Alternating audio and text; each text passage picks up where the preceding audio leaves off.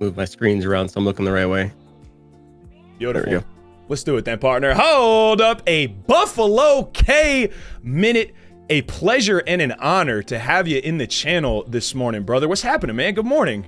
Man, good morning. Good morning, man. I'm just, getting up, having our third cup of coffee already. But I think I made a mistake, though. So I have a cup of coffee here, but I had kind of a sweaty workout yesterday. I know I'm a little dehydrated, so I grabbed a Gatorade, but I bought orange on mistake. I like orange, but orange messes with my throat. Like, I don't know what's like, there's something in Gatorade where the different colors. Yeah, like seizes up like almost. Orange makes me cough, man. Yeah, like I don't, every sip makes me cough. I don't get it. I'm leaning blue. I'm leaning blue zero today. It also like it gets to a point because I'm using it while I'm streaming it. Like, I don't know, it makes my mouth dry. Like at some point also too. I don't know what's good with that. Kay, man, a pleasure to have you on this morning. The common denominator, the unifying factor that we've trying to bring out to the front of the congregation, as it were, with these FendTalks, is to get a little bit of a origin story, to be offered, perspective that maybe we didn't know about you before in the course of any given stream, even for folks who have been with you for quite a while and spend a lot of time in your streams. I suppose some of like the background details and, like I said, this origin story type of trains of thought don't come up often. They don't always happen in conversation. So I think one of the cool parts that we've been able to do here is to bring up like some of the random stuff, like see where you've been at to get a better idea at where you're going, and that's my goal here this morning. Right on. Right on. I'm in. I like it. All right. So let's we'll start from the beginning here. Origin stories of Buffalo Kaay. Where, sir, did you grow up, and what was the home like? Were you growing up with siblings? Was mom and dad around? Did you have extra relatives floating around here as well? And where was the birthplace? Yeah. Birthplace, Niagara Falls, New York. Beautiful. Yeah, not so much. Niagara Falls is a shithole. The New York side is worse than the Canada side, is it not? Oh yeah, the Canada side's gorgeous, man. Absolutely gorgeous. My father, we were coming back from a road because we were coming back from a wedding that we went to in Michigan, and when we circled back, he was like, "I want to stop at Niagara Falls, but like I feel like we should go top down and then back into, and then we'll go down the East Coast back home to New Jersey." But so the New York side of Niagara Falls, not so nice. No, they keep trying to make strides to make it better. It's just they're so far behind. So the Canadian side was much more able to adapt to make it more of a tourist place. It's tons of fun. I can't. Once the border opens back up, I'm going right back over. It's not like there's year-round haunted houses. There's this like these giant ass like adult arcades and stuff. Like you could just go be a big ass kid on Clifton Hill for a good solid 6 hours every Saturday night. But like they had the casinos open for a long time, and then we finally got them on the U.S. side because New York wouldn't allow casinos. So we had a Native American reservation. They bought like the old like convention center and converted that into a casino finally. So we're finally getting some things to do on the American side, but it's a shithole. Yeah, not quite the same. It's terrible. No, and it's like they're like you're like looking across the falls, like look at those suckers. I was on the Canadian side. I'm just posing right now. I look at those idiots over there on the shitty side of the falls. So who was in the house growing up? Did you grow up with any siblings? Yep. I'm the oldest of 3 to start. But folks split when I was 5. And then both remarried down the road. Have a younger half sister and an older stepsister. Okay. But that was a weird dynamic too. So like growing up, I had lived like kind of split between both houses, and it was weird because my father had moved to like a richer part of town. Mm-hmm. So and I ended up going to school there, but I went from like almost like an inner city school where I was a minority to then this rich white school after that. So like it was weird for me. Like I was like and it was weird. Like man, I haven't thought about this in a long time, but like I remember like all through like junior high, like that's when it happened. That's when I switched schools. It was like 6th grade, like the start of junior high. Mm-hmm. I never felt like up to par with these kids. You know what I mean? Like I wasn't like.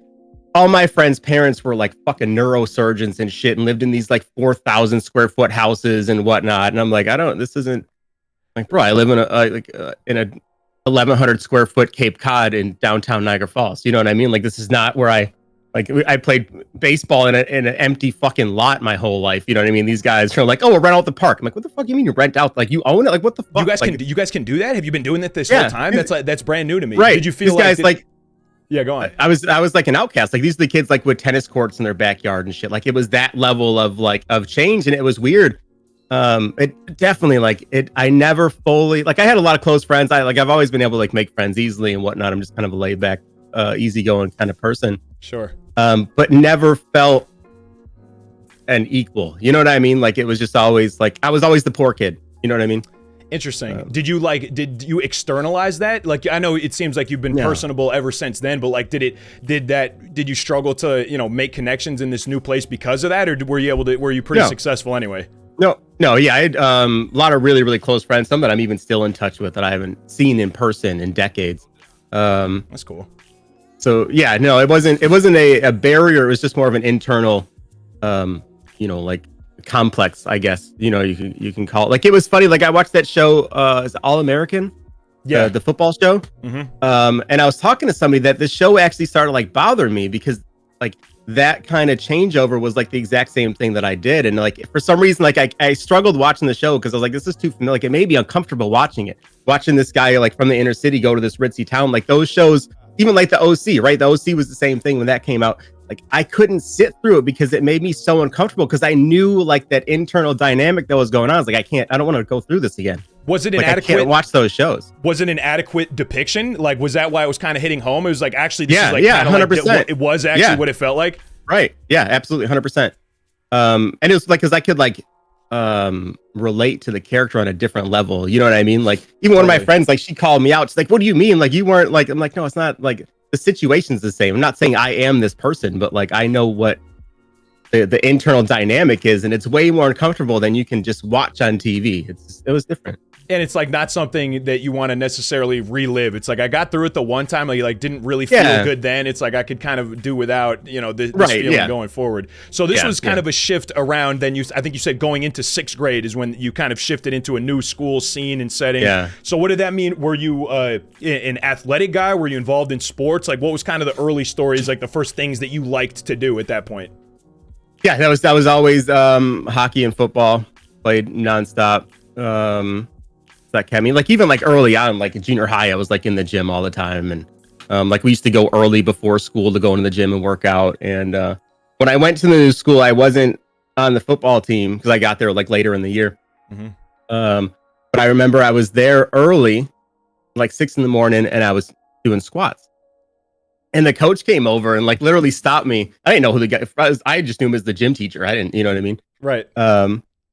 And he started talking to me, and he was impressed that it was off season and here I am doing squats. So right away he was like, "You're playing football next year." I'm like, "Okay." I mean, coach, that's how it started. Yeah, coach, you see that, and you're just right, yeah. You see a 13-year-old kid doing squats on his own, give me him. I don't care. The order is probably first, what the fuck is wrong with this kid? And second, okay, we could use this. This would be fine. So you enjoyed. So I know you've thrived kind of in the weight room and in a training type of setting. For you, was it as much about working out as it was about the sports? Did you enjoy both parts equally? Yes, I really did love playing sports, but it was weird. I never, and it's weird for me, going back, I was now I'm a pretty confident person, right? There's not much that really bugs me. And part of that's with my profession as well. But younger, I wasn't a real confident person. Yeah, me neither. Yeah, I was the fat kid growing up. I was always the fat kid, especially I had a brother that was 18 months younger than me who was skinny as a rail. You know what I mean? Always fit, just naturally that way. So I was the fat one. You know what I mean? Right. So that that as a young child, that subconsciously messes with your confidence. So I wasn't even when it came to playing sports, I had a hard time going full bore. You know what I mean? Just giving it everything that I could. I could sit there and try, but I always for some reason kept I know now that I was holding back a little bit. You know what I mean? Yeah. So it was, I don't know, maybe that's why I did more in the weight room, because there I could fully exert myself, because then it's you against yourself. Totally. Right? I always did well playing sports. I was a defensive tackle. And like I would switch the line, and then like I was the guy that like the coach would put in like if somebody else is fucking up, like go do this. Like the one game he put me in like at linebacker, I'm like I don't know what the fuck I do here. Like I live like, and I remember like the first play was this kid comes through the line running right at me. And this is a little like scrawny kid, right? And I literally just like bear hugged him, and like I didn't like my brain stopped. Like I didn't know how to tackle him. I gets held there. I'm like, what do I do now? Like I don't want to hurt this kid. It's like the kid didn't try to juke me out. No, he literally just like dropped his shoulder and hit me and stopped. I'm like, what the fuck are you trying to do? Like I don't like what do I do now? Like I caught him. Like what do I do? After the, after the 6 a.m. squat workouts, the coach just knew it was like even if he really messes this up, he's gonna do so with some good intensity and aggression potentially. So I can get involved with that. And it's interesting that you mentioned kind of like your like the early years is kind of like the fat kid. I also had a very similar dynamic in my physical relationship to my younger brother. He was, had 8 abs, since the first time he ever took his shirt off, and was hyper athletic, did a whole bunch of these things. So I can sympathize with kind of like internalizing some of those thoughts as like the big guy. And I think for me, it was right around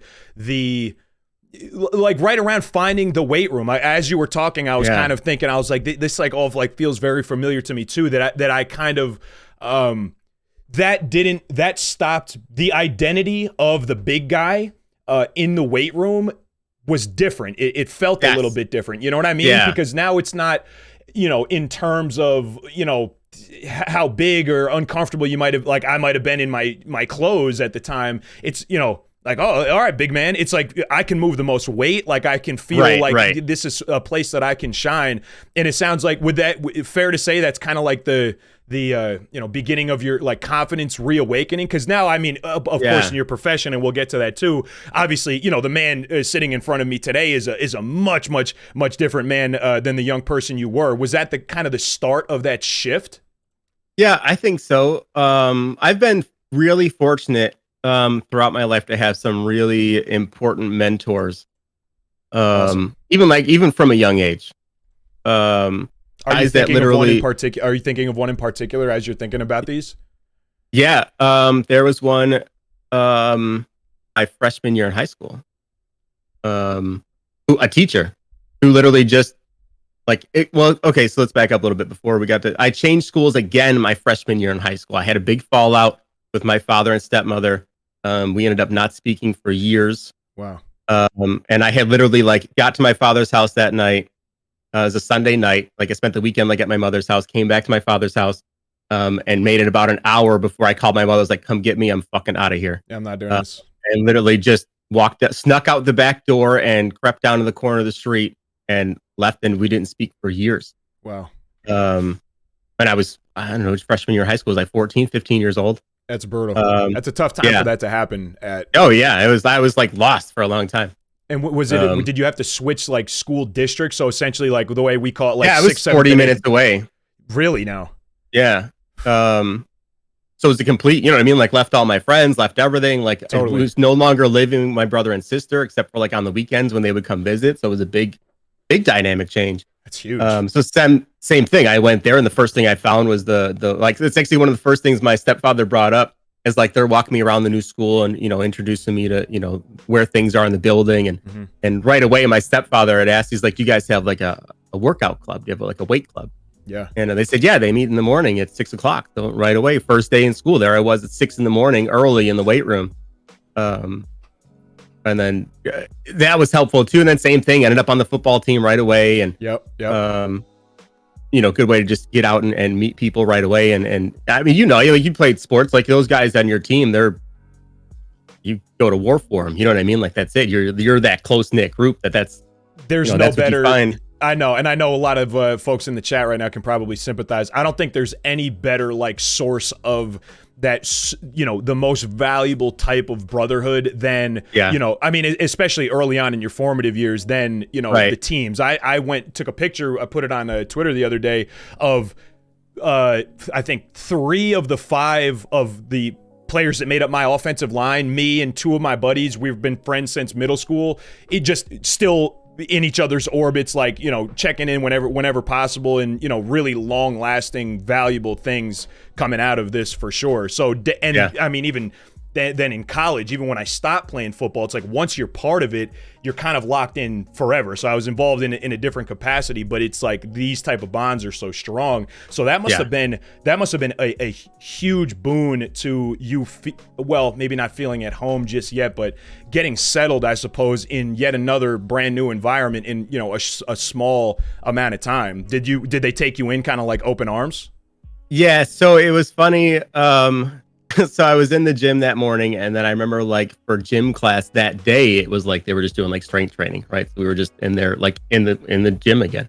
Yeah. And I remember that was in the morning. It's funny that I can remember this. This is a long ass time ago. It's awesome.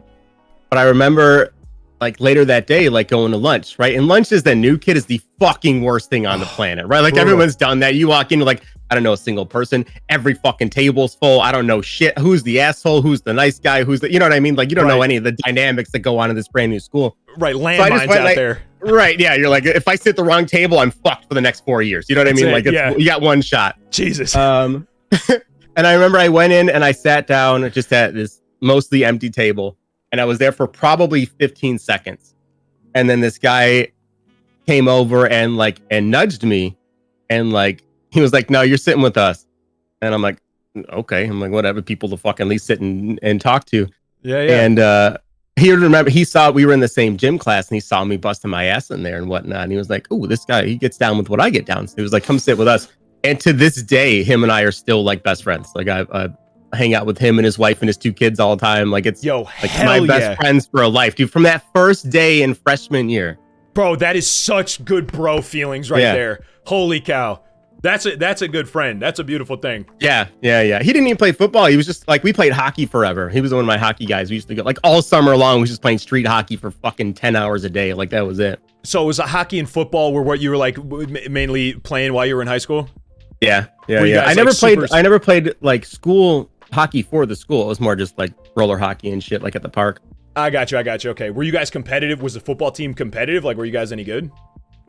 It was okay. We were never the top, even like in our area. There was one school, big corn-fed boys out in like Albion, this like farm town. Like we just could not stack up, man. I remember walking into one game against them, and like we walk in the morning, and the coach just like on the board wrote down, they are big, fast, strong. Like I said, I played defensive tackle, right? And this is in high school. I'm probably, I don't know, I still probably same height, probably 5'9", like 160 pounds.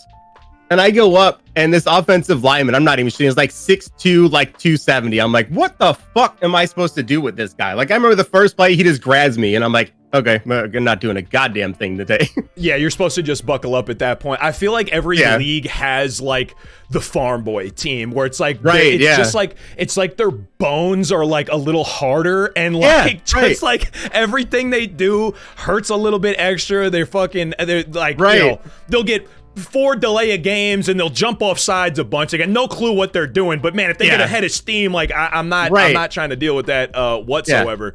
So now, it sounds like you were able to settle into the new environment in high school fairly well. Did that, where geographically is this happening? Is this near Buffalo? Yeah. All these are in Buffalo suburbs. So you've like pretty much stayed, well, you know, apart from traveling for work, traveling for work, like home has always been in the Buffalo area? No, I didn't. I moved away for a long time. Is that so? Okay, I suppose we'll get to that. Well, we're at Buffalo we'll get there. We're still at high school level. Right, high school. So did we miss any important bits of development of Buffalo Kaay development en route to College K?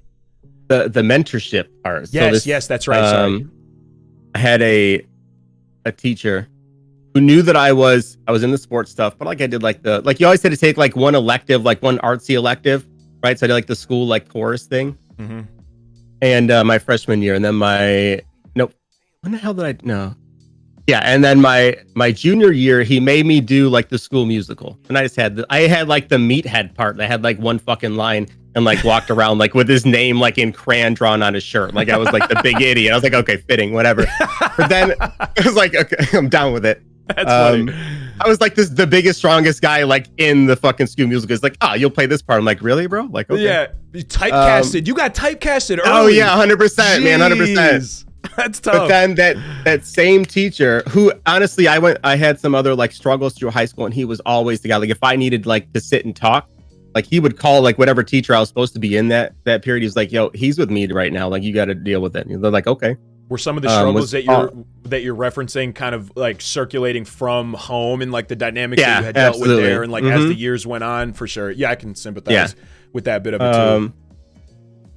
But then at my early on in my senior year, that same teacher came up, and the school musical stuff had started coming out again, and we were doing Bye Bye Birdie, which I don't know if anybody even knows what that is, but it's like a parody of like Elvis. It's like a comedy Elvis type thing. Okay.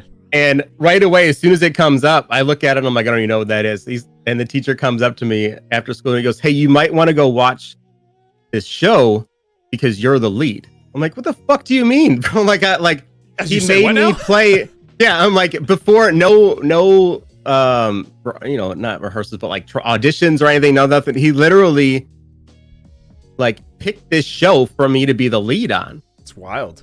And had to play this, like, it was like he's like a mix between, like, imagine if Jim Carrey had played Elvis like in like the late 90s. Like that's this character. That's actually really not even such a bad matchup. Like I think that would actually be hysterical. I had so much fun, dude. In this show I had girls ripping off my fucking clothes and like painting in my feet, and like these solos with this like big ass guitar where I'm literally like singing, running around, sliding around the fucking stage. Like it was a fucking blast. Super dope. Did your boys love it? Like did your boys support? Oh, they were all over it. They were all over it. I can't remember the fucking line, but I had one line that they used to like just like it became like a signature line. So like even all the time they'd be like, yo, do the line. And I'd do it and they'd be like, you fucking got it. Like, this guy's crazy, this guy's dope. Yeah, that's these cool. Are the big football guys that were then like, oh shit, look at this motherfucker go. Like it was cool, man. Bro, that's big respect, because usually like in like, you know, your traditional high school hierarchy, you're not gonna see all too much overlap between, you know, theater and like, you know, the right. The athletic, well, you know, at least the football guys at minimum. So that's dope. And they supported you for it.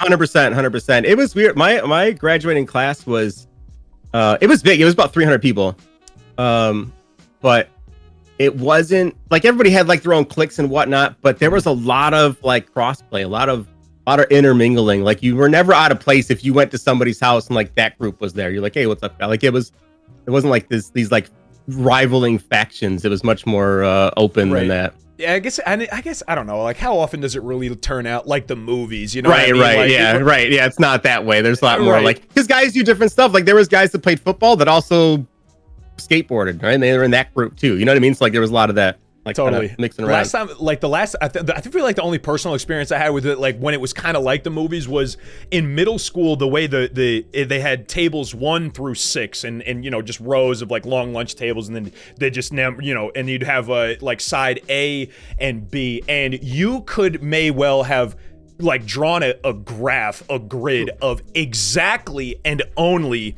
who sat where. What specific seat was theirs? There was a hierarchy at table 6, which is like the athletic one that I was trying to get involved with. The further you were out to the ends, like the you know, the closer you were to the nucleus. So like, you know, because not everyone could get involved in the conversation. You know what I mean? Yeah. The hot convo happens at the ends of this, and then like in the middle, we're kind of like, you know, there's seats open, we're kind of lost. I'm one of these fat guys, but yeah, not the experience once we got to high school for sure. So a massively positive and transformative mentorship that you found for the first time as a freshman in high school. Yeah. It was pretty wild, man, and it was weird because at the time I had such stage fright. Like he said this, and I'm like. Yeah. Like you want me to go out and sing literally 5 songs by myself? That's nuts. Like in full on like choreographed fucking dancing and like playing guitar and like this whole deal. I'm like, you're out of your fucking mind. Like no way. You know what I mean? Like how did it go? How was the show? Sequin suits. It was great. I had a blast. You killed it? Absolute blast. Yeah. That's good stuff. All right, so so where does this bring us up through now here, Kay? Are you eyeing up? You know, I want to hear, of course, about when serving your country kind of enters your mind and becomes an option, and that, you know, starts to circle around your orbit as well. Did you wind up going to college like traditionally? What was the story that happened? What'd you do from high school? No. So September 11th, 2001, I was a senior in high school. And I watched that whole thing unfold in class. So that right away, my senior year in high school, September, you know what I mean? The first month of the year, the world changed. You know what I mean? Like everything changed. It was it's something that I had never, like the Gulf War happened when I was a kid and whatnot, but that was not really a, you know, like, I don't really, still really, like, wasn't a real war. You know what I mean? It was, but it wasn't like, right. I don't know. It was different. And then this was an attack on us. So then after high school, we owned my family owned a company. So I stayed there and worked for about 6 months after high school. And then actually my little brother wanted to join the Air Force. And I was like, okay, I'll go talk to a recruiter too. Mm-hmm. But I remember like sitting at home and watching, like, I still remember like they had this like shock and awe attack on Iraq, where they just honestly like leveled like half the city. And I remember watching it on TV, and then like this was the war where like reporters were embedded with units on the ground and whatnot. So you were seeing literally firsthand everything. And I remember feeling so fucking guilty that I was 18, 19 years old, fit, healthy, sitting at home watching my country go to war on TV instead of being there. So that's when I changed it and went and met with a recruiter. And then 6 months later, I was on a plane heading down to San Antonio. What do you remember? What do you remember specifically? Because clearly this was a moment that inspired, I mean, really, and informed the entire rest of your life. Do you remember specifically where you were at and how I do. I remember I was in 6th grade. I'm a little bit younger than you. Do you remember like the morning as it unfolded on that September 11th? Yeah. English class. Mrs. K's English class. Yep. Did they turn on? They like turn on a TV, or was it on a radio? The school basically shut down that day. Yeah. It was all on TV. Yeah. No one did a thing. It was all just watching it. Like I remember watching the second plane hit, and then I remember watching the towers fall throughout the day. And I remember during lunch is when President Bush came on and gave his first statements of it. And I've never seen a room, and still to this day, I've not seen a room of 15 to 18-year-olds, 100 of them sitting in a room and not saying a fucking word for an hour while the president speaks. Like it was like, yeah, everyone was like so locked in, was like, what the fuck is happening? So yeah, no, I mean, huge impact. They said it shaped the rest of my life. I'm surprised even that they kept you in school at all. I think, well, they gave us the option. Oh, okay. They did give us the option to leave if we wanted to. Yeah. Mm-hmm. Yeah. I guess at the middle, I don't know what they did at the high school, but it was, same thing in the morning. And Mrs. I believe she has passed on. Mrs. Wernick at the time got a call, and for like, the phone that rings the classroom, and she picks up and starts, without even saying the next word, starts crying. We find out, so someone comes to the classroom, kind of tend us, and like they gave us a little bit of information, but not a whole heck of a lot of information. Mrs. Wernick's son worked like on the Trade Center block, so she, freaks out right away. They wind up dismissing school kind of like as the news is breaking. I remember picking up my younger brother from the elementary school, so my father comes to grab me. And it's like, what do you do? I don't know. Like everything stopped, like you said. It's like, I don't know where we're going or like, what can we do about it? But it's like, why would school be? But of course, everything needs to stop. So we go to grab my younger brother at the elementary school, and he had the recorder at the time. Is the flutophones is so fucking annoying. It was terrible. That was a terrible time in our household. So he comes out just kind of like bopping around like with his backpack. He's like, what's going on? He's like, doing his little recorder thing. They hadn't told them, which I imagine is appropriate. They hadn't told them anything at all. They hadn't told them a word, and we went home. And so we were at home at the TV for the second plane, and my brother. That was also the moment in hindsight that the way he tells it that inspired his Marine service. So but to be a senior in high school at that point, and be feeling responsible. So you spoke to her. So sorry, this is the Buffalo Kaay, but I just you're good. Yeah. Sympathize with these experiences and these stories. Met with the recruiter, and so what was your interest? Like, listen, like. I need to like be there. Like I need to have a hand in this. Was it more just like I would feel better if I'm available and like, we'll see what happens? Yeah, I didn't really think a whole lot. Honestly, I kind of went because my brother was going. My younger brother wanted to go do it. I said, all right, well, I'll go see too. And then it was funny though, because he had spoke to a recruiter at his town 40 minutes away. Mm-hmm. But those recruiters knew each other and actually set it up so that we would leave and go to basic training together.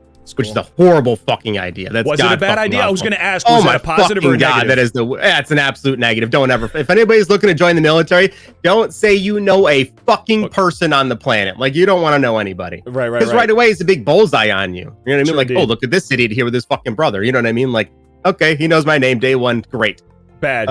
Yeah, you want to be under the radar for longer than that, I imagine. Yeah, absolutely.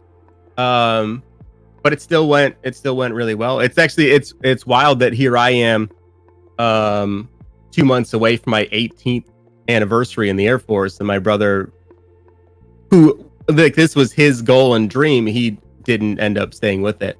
And I kind of just went on a whim. Right. Yeah, very interesting. And you wound up turning into the career guy. Yeah.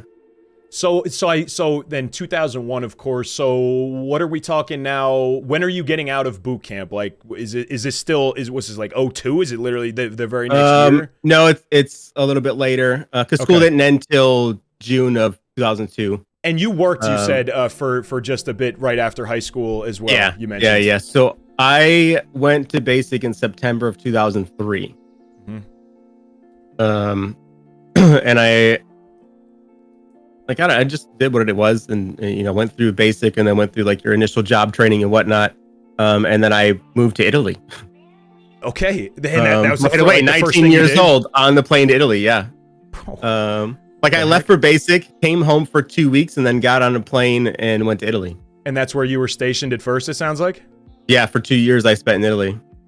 2 years in Italy. So okay. So, and I want to, as a brother of a Marine, I want to be very respectful of you over the course of the next, years of your career in the service, because I know that it took you to places that no one wants to go, no one wants to be, and left you in situations that, what's the saying, rough men stand at the ready, so we could sleep peacefully in our beds, and I know that you lived through and have seen so much of that, and I'm sure it's nothing you want to relive repeatedly or consistently, but needless to say, it's a perspective that nobody has, and you wind up deploying at some point. So I say all that to say, however much or however little of it as you want to share, talk about, engage with, totally your show, and I'll just kind of follow your lead on it. Yeah. But you were indeed deployed. Yeah. Oh yeah, of course. Well, let me touch on the good parts first. Good. Awesome. Love that. Before I go into the shit parts, because I don't want to drive people away, because it's been, like I said, in 2 months is 18 years, and I wouldn't have traded it for anything. Okay. While I lived in Italy is when the Torino Olympics happened. So for a $40 bus ticket and a $50 ticket to a game, I went to go see Canada versus Finland hockey. Wow. And I brought a buddy of mine from Oregon who had never known hockey, never seen anything. So we get these tickets. They're in section 318 or some shit, row 20. I'm like, okay, whatever. We're way up top in the nosebleeds. Well, I don't care. It's the fucking Olympics with Team Canada versus Team Finland. Right. So we walk into this arena, and much to my surprise, the arena holds 3,000 people. Oh my, intimate. All of these sections were the 300 level. It was just we were in section, they just enabled them 318. We were in the 18th section. That's not so bad at all. 20 rows up. Yeah, I'm like, holy shit. This is I played high school hockey in these types of arenas. Right. So I looked down, and to our left, one section over was where the press booth was, which is really just a table. They took out some chairs, and that's where put this long table so the announcers and shit could be there. Mm-hmm. And I look over, and Wayne Gretzky's giving an interview to ESPN or some shit, because he was the GM of Team Canada. And I'm like, holy fuck. That's bro, Wayne Gretzky's literally 15 feet there from us. Wow. And I tell my buddy, he's like, I didn't say the name. I'm like, bro, look, he's right. Look, he's right there. And he turns to, who's that? And right away, I'm like, shut the fuck up. We're surrounded by Canadians, you idiot. They will beat you to death.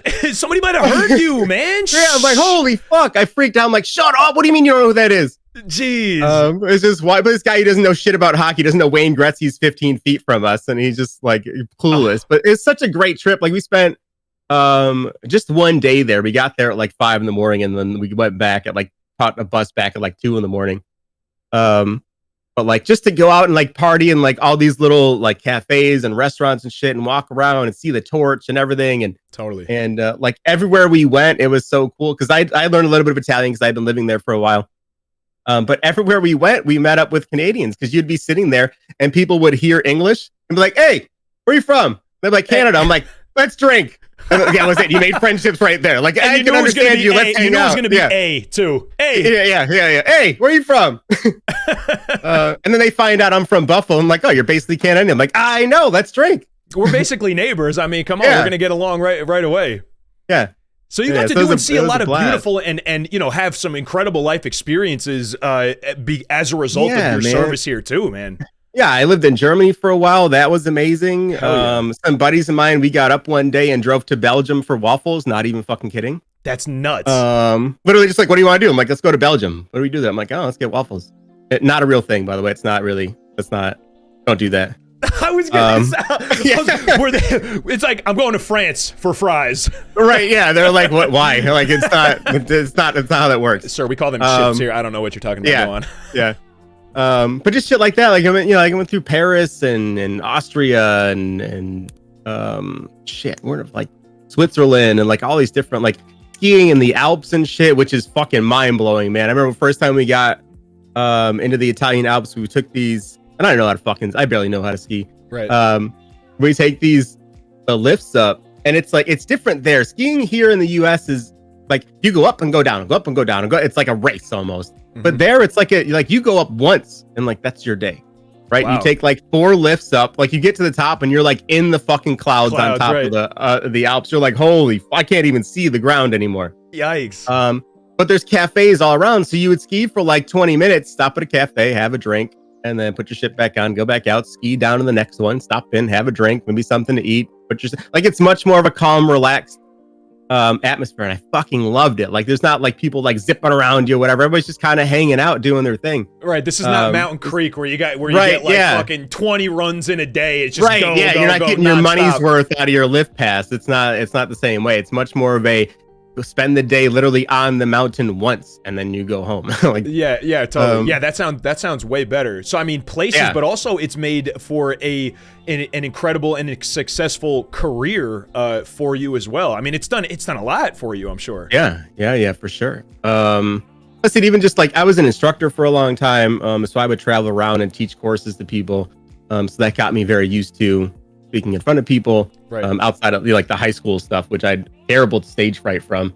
But I did it as like an additional job to my normal job, and then the commander of like the actual like training schoolhouse came out and observed me teaching a class and offered me a job to go move to New Jersey and teach there, and I was like, I'm good. Like, we're not doing this, right, Kay? Well, why not Jersey? No. I didn't want to go be not Jersey. I didn't want to go be a full-time instructor. That was not my gig. I was like, I'm not.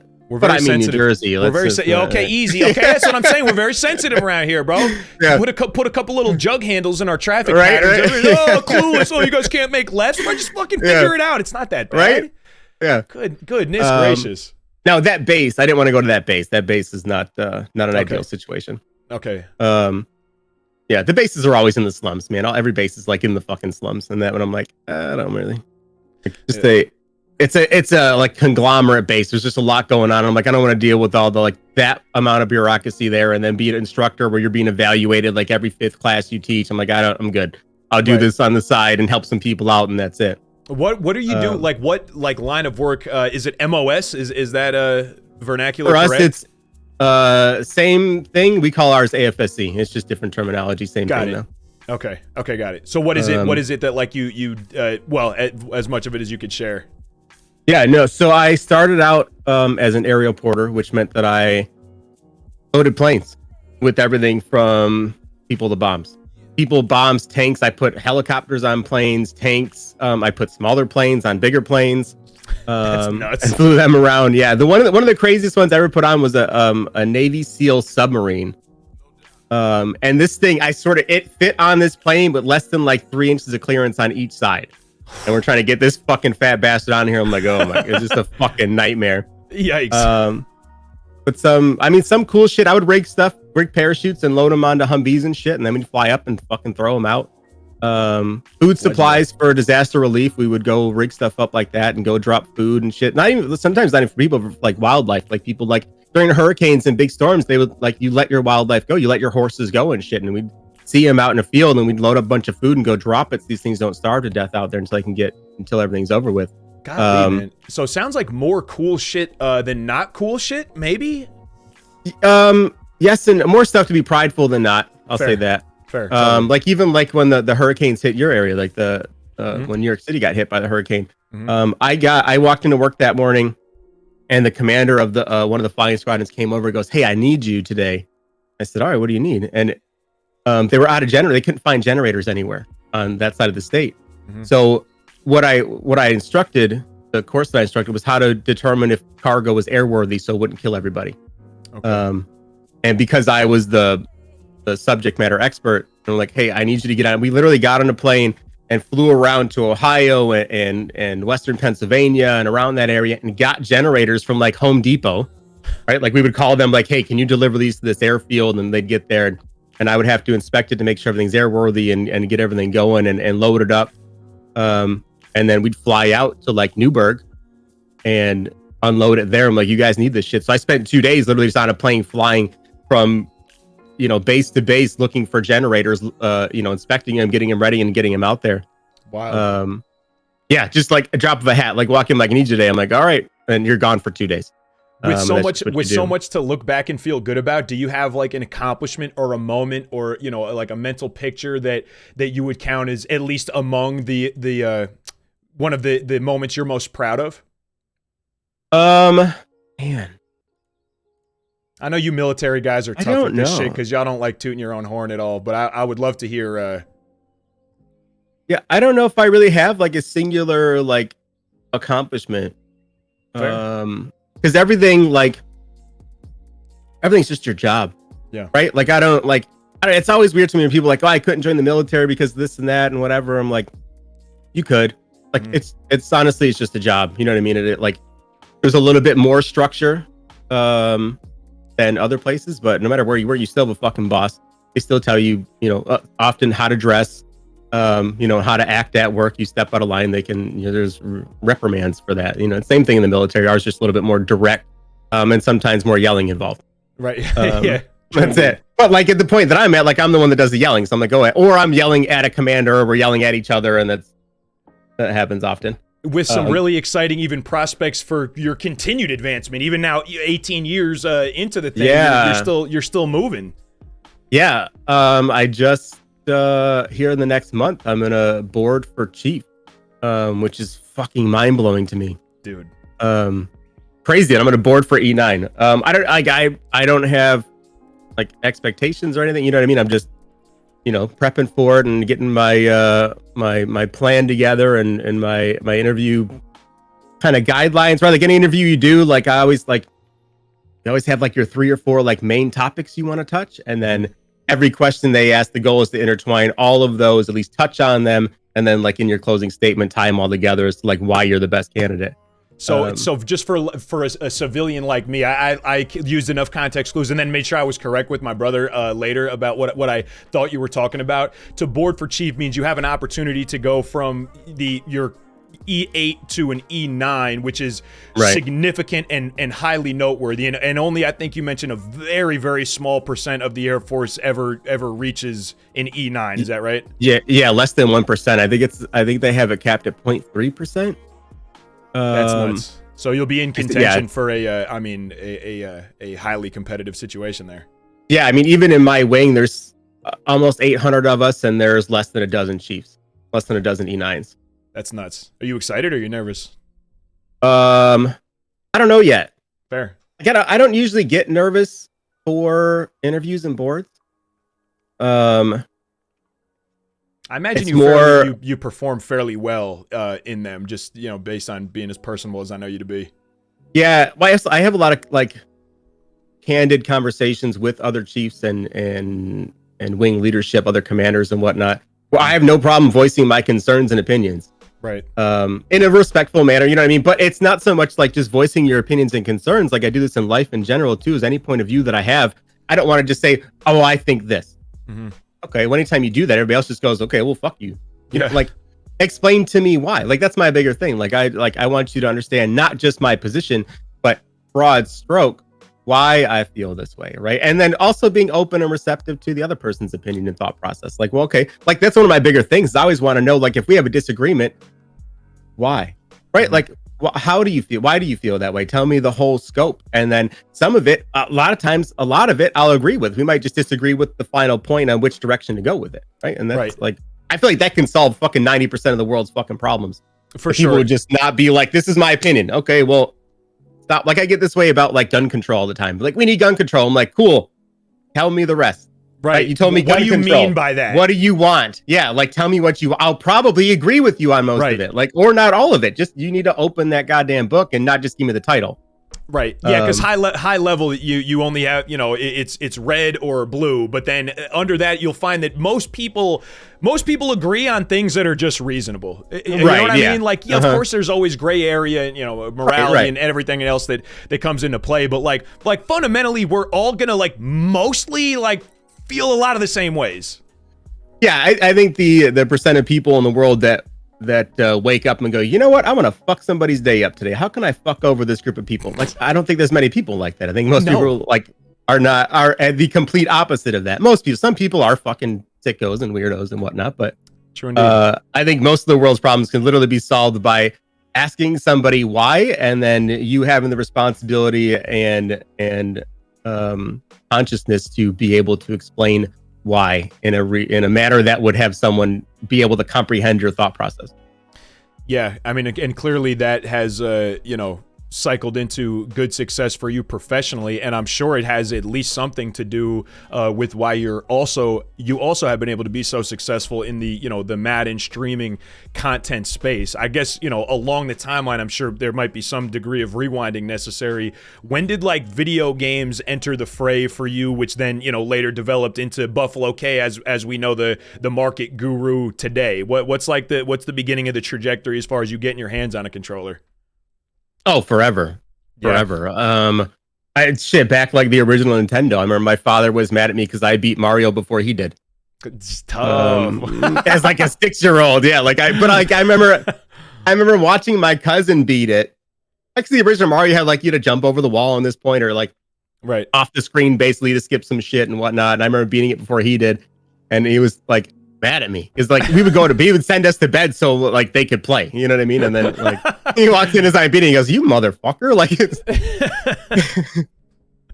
But yeah, no, that's always been there, man. That's always been there. Even like on active duty, like I remember like hooking up like in the dorms, like we had these like LAN cables connecting all the fucking Xboxes across all the different rooms we could play together and shit. That's lit. You guys were having LAN parties on deployment? Hell yeah. What games are you guys playing? Is that like a Halo? Halo was like pretty prime. Yeah, Halo, probably Halo 2. Yeah. Halo was prime LAN party type material. Oh yeah, it was the best. Oh, man, those were good days. Yeah, even like on deployment. In Iraq, we played a lot of Fight Night. I remember playing Fight Night nonstop. Fight Night was also great. Yep. I feel like we need a new installment though. I feel like there's one coming. I feel like they said one's coming back. Did they tease something? But did they ever say like for sure which like property it was that they were? No, I don't think they did. I don't think they actually confirmed. But deep down, I feel like there's a Fight Night coming. I don't know. UFC's so big right now, and I feel like Fight Night's gonna have a big hill to climb to come back. They might have to put like the YouTubers and the TikTokers though. In right. Selection. You know what I mean? Right. Oh man, that'd be fucking wild. That'd be cool. It would be wild, but I mean, I think it'd be great. Yeah. I don't know. Yeah, it might be great. So what about Madden then, Kay? When did you like kind of triple down on Madden and start making coins and realizing that you're enjoying the market simulation aspect of our home game of Mutt here as well? Purely by mistake. So I had always played Madden, but when I got into Ultimate, I took a long break from Madden because I didn't play for years. And then I think like 14 got me back into it, or 15, and then I started playing it. But I was always that guy that I was priced out of the game by like October. Right. Like I could never, like, at the most ever had like 20,000 coins and could not figure out for the life of me how to do a fucking thing. Right. And then I started watching Chewbacca Lemma on how to snipe cards. Cool. And I was like, okay, like I can figure this out. And I started doing that a little bit and started getting a little bit of maybe, 200,000 coins. And I was all proud of myself. Yeah. And then I started streaming it one day, just with no intention of anything. I was like, whatever, I'm gonna snipe cards. I'll just leave the stream on. And I think I was playing like PUBG first, then switched over and started playing Madden. Okay, and I was gonna ask, you had already booted a stream, so you had fussed around with some PUBG at first? Yeah, I started off streaming PUBG. On Twitch? Yeah, that was the first game I think I started streaming was PUBG for a while. Was Buffalo Kaay the original handle, or was there an OG handle?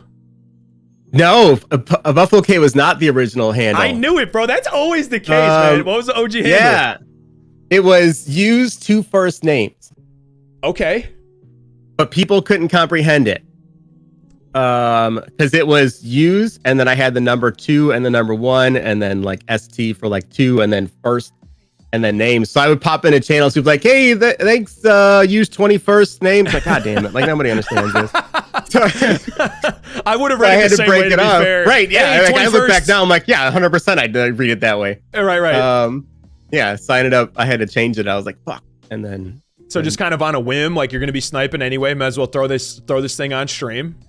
Yeah. And then I had some, I don't even say mild success, but like any success. Like this is the time frame where you're streaming to like my brother, Commander Root, and myself. You know what I mean? So there's 3 people on the channel. Yeah, right. Yeah, Nightbot once in a while when it decides to show up. Right.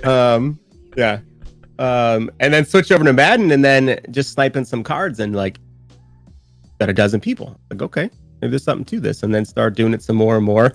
And then it started growing to about 30 to 40 people in the off season, right? I was one of those guys who came on and started streaming Madden in like April. I think that's a ticket though, to kind of get in, like to get a foot in. Yeah, I think that's the ticket. Right. Yeah, because otherwise you're at the bottom. So like in, April, May, and June, you got 30 people. You're at least in the upper, 10 of the index. Right. And then I remember like it was back, I think it was Madden 18 where tokens were a thing. When Sean Taylor was the free card that you would upgrade throughout the year. And you would use tokens to do it. So we had like the elite tokens, right? And I remember it took, like, I don't know, a couple 80 to 82s and then some 83 to 84s to build one of these tokens. That was a memory I forgot I had, Kay, the tokens. I missed those. Yeah. But I had remember, like, I didn't track the market back then. It was just, I had looked and I had noticed that like the 82 overall cards, for some reason, like there just weren't a bunch of them like in the game that year. So when you needed them for tokens, they were hard to come by. Like they would like double and triple in price. So I was like, okay, I was like, let me keep track of this. So then like as they had spiked up for one of the tokens for like one of the upgrades. And then as they went back down, I remember they dropped back down to like 2,000 coins. And I would spend an entire stream, like 6 hours, buying every fucking one that I could find for like 1,000. Yeah. And at the end of the day, I think I probably had fucking 600 of these cards. And people were like, what are you doing? I'm like, no, trust me, this is going to work. Like I would snipe some cards, get some more coins, buy a bunch more 82s. And I'm just waiting for this next fucking token thing to come out. And by that point, I started getting a little bit more of a following and we're probably pushing 40, 50 people. Cool. And then I remember being at work one day and my phone starts blowing up from DMs, and it was other people that had followed along and were doing the same thing. Like, bro, what's happening? I'm like, what's happening? It's like, bro, they're at 8,000 coins. I'm like, holy shit, we're making 6K a coin right now. Yeah. And then I get more like, bro, they're at 12,000. I'm like, holy fuck. By the time I get home, these cards that I had bought for like 1,000 to 2,000 coins were selling for 18,000 coins. I got home, baby. We sold I spent 4 hours selling all these cards and we made something like 6 million coins in like 4 hours. And it was like, my God. Right then it was just like, it exploded from there. People are paying attention because I mean, at that year, 6 million coins was a what the fuck situation. Right. Yeah. Back then, nobody had, Chewy was the only person that had coins, over 1 million coins. Nobody else had anything. Right. So like right then I was like, I remember talking to Chad, I was like, I should probably start tracking this, right? Because I'm like, I noticed this trend. I'm like, if I track this, there's probably more in there. More and then that's where Madden 18, the end of Madden 18, we started tracking like the daily prices, and that's how we have this I don't want to call it my cycle, but the cycle that we work. Where cards are worth more on this day, this card's worth more on this day, this one dips on this day. So it's like throughout the year, you're just like, it's Monday. What do I do today? Oh, look at the sheet. It says buy all of these, and I go out and I buy off of those, and then wait till Thursday. I'm like, time to sell them, and we unload them all, and that's it. And then you end up with 64 million coins by literally doing nothing. Jeez Louise, what's highest coin stack? Have you cracked the Hundy?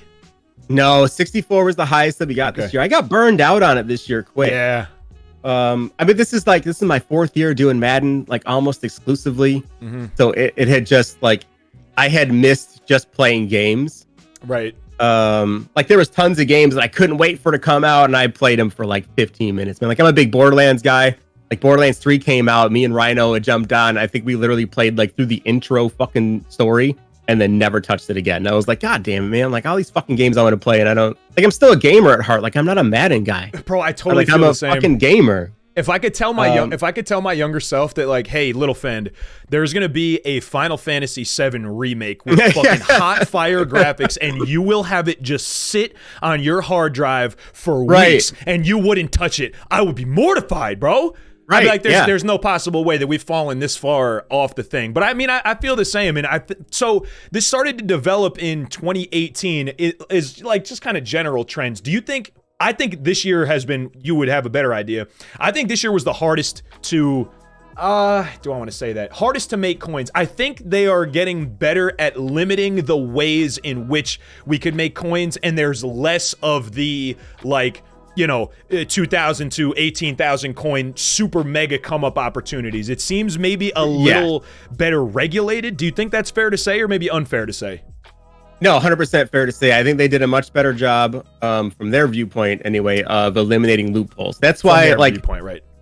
What we noticed this year, a lot of the new programs that would come out had the exact same format, right? Because they found, like, hey, this one, no way they can fuck this us is on airtight. This. Yeah, right. Right, yeah. They're like, all of them are this way. I guarantee we're going to see the exact same thing this year. They're just going to lock it down, like, nope, this is it. 3 of these go into this is this, and you can't, like, kind of intertwine them at all. They had some new people on the set team because they were clever with that. I mean, I feel like all throughout Madden 20, every single promo, it was just a matter of, we were also talking about this last night, it really just wound up being a matter of who was going to put it out first. Like every single promo, there was going to be a method or an oversight or like a set that they fucked up a little bit that you could, switch into another one and bounce back and forth. And that's what I meant, I think, specifically when I referenced that it was harder to make coins this year, because I didn't see any of that. It was way tighter. No loopholes. And I think because of that, coin stacks were lower across the board. So that also drove prices down faster. Like I had my spreadsheets open and I had showed people, I'm like, bro, we are literally 40% of the prices we were seeing last year at the same time frame. That's what I love about being able to track all this stuff year after year, is I'm like, okay, like we're 40% less right now. Like I think it's why we capped at 64. If I would have made the push for 100 last year, I think I could have got it. That makes sense. But this year, because of the slowdown, like at 64 million, I was like, I've been trying to spend it. I literally spend 6 million coins every Saturday now, and I still at like 22 million. Like I'm like, can't get rid of this. Like, that's nuts. But I mean, like last year, you could have, but when golden tickets, like I remember, there was, Bo Jackson was like 10, 12 million coins for like, not just like a day, for like a couple days, for like a couple weeks in there. And I don't think we saw any, like, I don't know. I can't think of the most valuable card we saw out, but not anywhere close. No. Even now, like on Saturdays, what I usually do is I'll go through, and I've done it a couple weeks now, is I'll buy like all of the Megatron tight ends and all of the Aaron Rodgers and all of somebody else that's on the auction house. And then I sell them all for like, oh, I forgot a 0. Whoops. And sell fucking 10 Aaron Rodgers for 20K. That was the very first way I made any coins at all. Like my first 100,000, I would go into like power-ups, like lesser known power-up names, buy every single one, and then just price set them. And like it wasn't really effective, but I made it happen. Do you think now? So looking forward to 22, do you think the auction house like stipulations, limitations, the I don't know. I guess it's being done in FIFA, and FIFA guys are like, trust me, it sucks, and whatever the case may be. Are you looking at that sideways, or do you think it's not going to affect us quite so much? No, I have no concerns at all. I don't have anything either. Yeah, actually, I did a YouTube video about it. Shameless plug. Cool. Drop it. About how I view it. Breaking it down, the new screen. All it really does, it tells people what. It's the same stuff that's on the app now. Already, right? Yeah. But like, if you're trying to snipe cards, you're looking for people who don't know any better. That's why what I do is so much different. Is because whatever. I think it helps me at some point because it's going to show people like, no, the average today for this card is 40,000. You're too dumb to know that in 3 days it'll be 60K. So by all means, please fucking undercut each other and sell for 40K today, because I'm not looking at right now. I'm looking at in 2 days when I know that value changes. So I think it actually helps me a little bit. Let people go, oh, this is the price. And then everybody always likes to undercut each other. So I'll be able to, snag that one idiot that it's going for 40. I'm going to sell mine for 33 to make sure it sells right away. I'll take that and then sell for 60 in 2 days. Because even at the foundational level, there will always just be the people who just don't want to use filters. That will be the eternal. Yeah, always, that's the eternal coin making method, is just counting on people to be lazy and people to not care. And that's like, that's fine. I don't think there's anything wrong with that. Yeah, no, not at all. But even like they're uninformed, right? So I even see like some of like the Madden, like the pro guys will come on and I'll see them streaming and they'll need training. So they'll ask chat like, hey, who's the best card for training? And he'll mention like one card. And then he'll go out and search that one card. I'm like, oh, you idiot. Like, it's 93s in general. Like, not that one fucking card. Like, you're like literally overbuying yourself right now. But I'll go out and buy all of them. Like, you could have got 9 more cards for 20K less each if you would have just looked at that filter. But they don't. They just search that player and that's it. That's a big old headache. Do you think so? After like all these years, I didn't know that. Sorry, go on. That's like, I used to not know that. Like, Chewbacca Lemma showed me how to filter the auction house. Right. And then I took that knowledge and then I found the trends. And expose them out to the world. Like, other people knew like about some of them, but then I was able to dissect like the day-to-day trends where it was like people just didn't know that. Like, it's all based on content, but the shifts were sometimes dramatic. It's wild. And that was going to be on kind of the note of trends. That was going to be the question I had at the tip of my tongue after years of kind of observing this happen and monitoring it very closely. Do you think that the auction system is more or less a free market simulation? Like, have you ever because I know there was a little bit of heat, like bots were kind of getting involved. Like, I think that got some press in 20, which was unique. Yeah. But more or less, would you say that this is a fair free market simulation? Yeah, absolutely. I mean, you look at like how training runs, when new cards come out or there's packs to buy with training or whatever, and you see that instantaneous inflation, right? Like Sunday night and Monday, there ain't shit out, right? So pack prices come down. People might still be opening up their ultimate legend packs or legend packs, whatever, on Sunday. Prices are coming down across the board, save for pieces that are highly looked at for that week. And then people have amnesia and forget that on Tuesday, Wednesday, and Thursday, they want training for new players and stuff. So on Monday, they're selling shit for cheap. Right. And then Tuesday, they get up and go, fuck me, I need training. And then they go rebuy the fucking card they bought for, 30% more. Right. Like, it's the same thing every week. Like, it's scheduled. Like, Tuesday's this, Wednesday's this, Thursday's this, Friday's this, Saturday's this. And then Sunday, Monday come around, they go, I guess I'll go sell everything. Like, you idiot. Like, oh, come on, bro. This is the same thing every single week. Right, but I need those people, right? Don't go away. Keep doing what you're doing. If you don't do that, I don't do what I do. So please, by all means, I gotta have some people not watch the fucking channel, right? Like, if everybody's on board, we're fucked. I subsist off your tears, man. Please. Yeah, right. Yeah. If I had every Madden player watch my channel, I'd never have any coins. Well, okay, but we're on the way there, Kev. Sorry, Kev, Jesus Christ, Kay.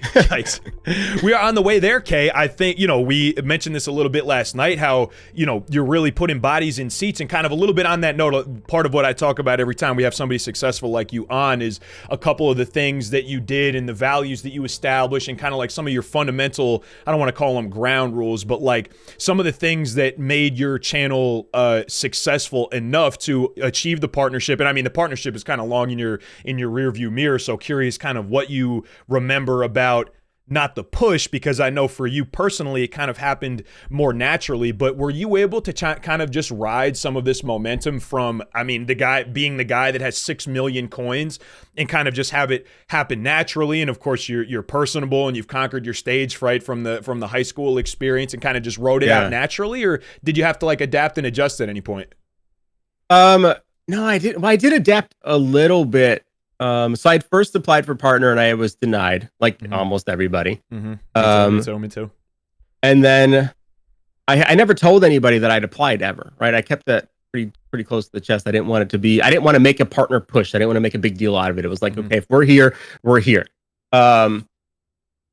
So the second time that I knew I was going to apply again, but I knew I wanted to wait 3 months to do it, right? Because I'd heard from some other people that's the best time frame to do. Because you can apply again, I think after a month or 2 weeks or whatever. But I was like, I'll give it 3 months. But I was lining it up. I became a bit more strategic on what I was doing, just to ensure that I was hitting all the right metrics. Right. And then, like from like almost like the streamer business side, I started looking at my own channel analytics, like, ooh, you know what? Friday nights for some reason, terrible viewership, under that threshold. Drop off Friday night. Saturdays are really good. Have to do Saturdays. Mondays are really good. Do Mondays. Tuesdays, terrible. Don't do them. So I would stop streaming on certain. Sometimes it was addition by subtraction, right? My overall numbers went up because I cut out the low hanging fruit that was dragging me down. Smart. Yeah, and then second time through, we got it in.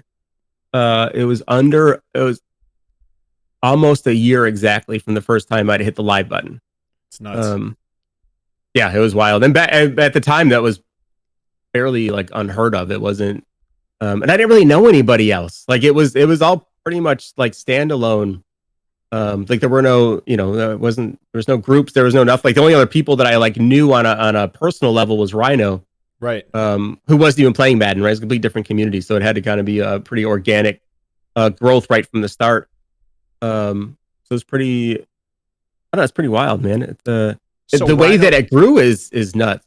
So Rhino, one of your early guys, and I want to hear about, of course, how it grew also. What did it coincide with linking up with Rhino and then like the early iteration of OGN and, the Dream Team All-Star cast that you guys kind of put together there? Or did you have a head of steam kind of alongside this and then, linked up and you guys became what OGN is now?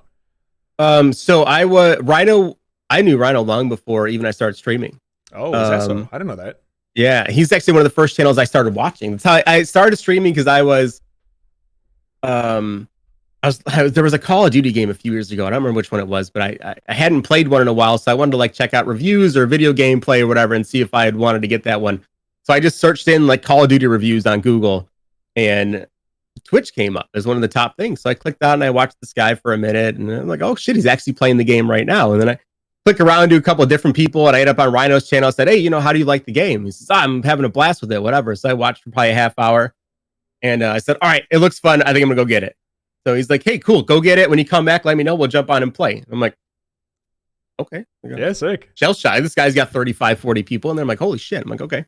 Yeah. So I go get the game and I install it and whatnot, and I pop back in. I'm like, hey, I just got it installed. He's like, all right, cool, let's play. And I'm like, panic, right? Like I jump in there and I'm like, little stage fright. I can't be like, there's 40 people watching this guy. I can't be fucking terrible. You know what I mean? And like, yeah. Like it's this weird like stage fright came over, and then I ended up joining this Discord and met up with a bunch of other streamers. And I was still just a pure viewer at this point, just hanging out with them and playing games with them and whatnot. And then I had gone out for shoulder surgery, and I was laid up for like 6 weeks. And then it hit me. I was like, bro, you guys all seem like you're having an absolute blast doing this. Yeah. I said, let me figure this out and try it out. And went and got myself a little C920 camera and a Blue Yeti. And I didn't even have a PC at the time. I had a Surface Pro with this fucking USB expander thing that I had all this shit plugged into. Oh, and nice, I could stream, but that would I couldn't even have alerts because it would crash the fucking computer. Like I couldn't handle anything other than just OBS, right? Music couldn't play because that shit would fucking crash the computer, like everything. I'm running this shit off a Surface Pro. Just like struggle busting it, you know what I mean? I love to hear about the humble beginnings though, because I mean I'm similar man. thing, like off a console. I got a broken mic. I'm playing music on my laptop next to me. Like the whole shit is cooked, but I mean clearly like equipment is cool, like all the bells and whistles and dope branding. I mean now your setup is beautiful and you have everything you could hope for. But I mean you don't need it to get off the ground, right? No, absolutely not. The one thing that I recommend to people is that at least you need a camera, right? People want to see you. They're there for you, not the fucking game. Agreed. You need a microphone, a decent microphone. I mean, which nowadays is like $60, right? Like that Elgato Wave microphone is fantastic. I think it's like 150. Yeah. Blue Yetis are on sale all the time for $70. They work fantastic. Or you don't need like Fend. You could get scammed like Fend, or yeah, that's the other option if you want. Really? You got scammed on a microphone? I didn't really get scammed, but this shit was dumb expensive, and they're like, "Yeah, you need a mixer for it because this doesn't plug regularly." Oh no! And I was like, "How much is the mixer?" And then they told me, I was like, "My other mic was fine." Yeah. Oh, you're talking about for this one, the Shure. Yeah, this mic. Yeah, the Shure. Oh yeah, no, I tell people, I'm like, unless you're doing this and making some decent amount of money, you want to do it. Do not buy this. This is $1,000 setup for this fucking microphone. Like, don't do this unless you're fully committed. Yeah, this is me dressing for the job that I want, not the job that I have. Right. You know what I mean? Yeah. Like, fucking hell. I'm just fucking setting up the whole thing and hoping for the best here. Right. Same with the camera, too. I mean, the Elgato yesterday just announced a brand new camera. It looks fantastic. Is that what the announcement was? I saw them tweeting about it, but I didn't see. They had like a dozen new things come out, dude. I'm so stoked. Some new camera mounts, a new boom arm, which is good because mine's squeaky as fuck. I need a new one, so I'm gonna go probably buy that tomorrow. Nice. But yeah, like even the camera, like people ask me all the time the camera that I have. I'm like, I have a Sony camera. The camera itself was like $600-700. The lens is $700. I'm like, don't do this. Get a fucking webcam. Right. Get a $100 webcam and you're good. Like, do not buy my setup. There is no need for that. Because I mean, I guess you get to a point where it's like diminishing returns. You know what I mean? Like, right. Are the differences in quality really going to be that perceptible when we're capped at whatever the bit rate is that we can stream at, and this, that, and the third thing.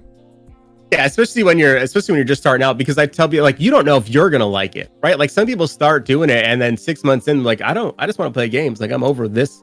You know what I mean? So like, because it's different when I'm sitting here playing games with the guys, like later at night or whatever. I'm different. You know what I mean? Like, I'm not focused on anything else. Like, sometimes it's tough. There's some games that I don't like. Like, I struggle streaming Sea of Thieves because when I'm playing that game, I get so involved with the guys that I'm playing with that I don't want to focus on chat.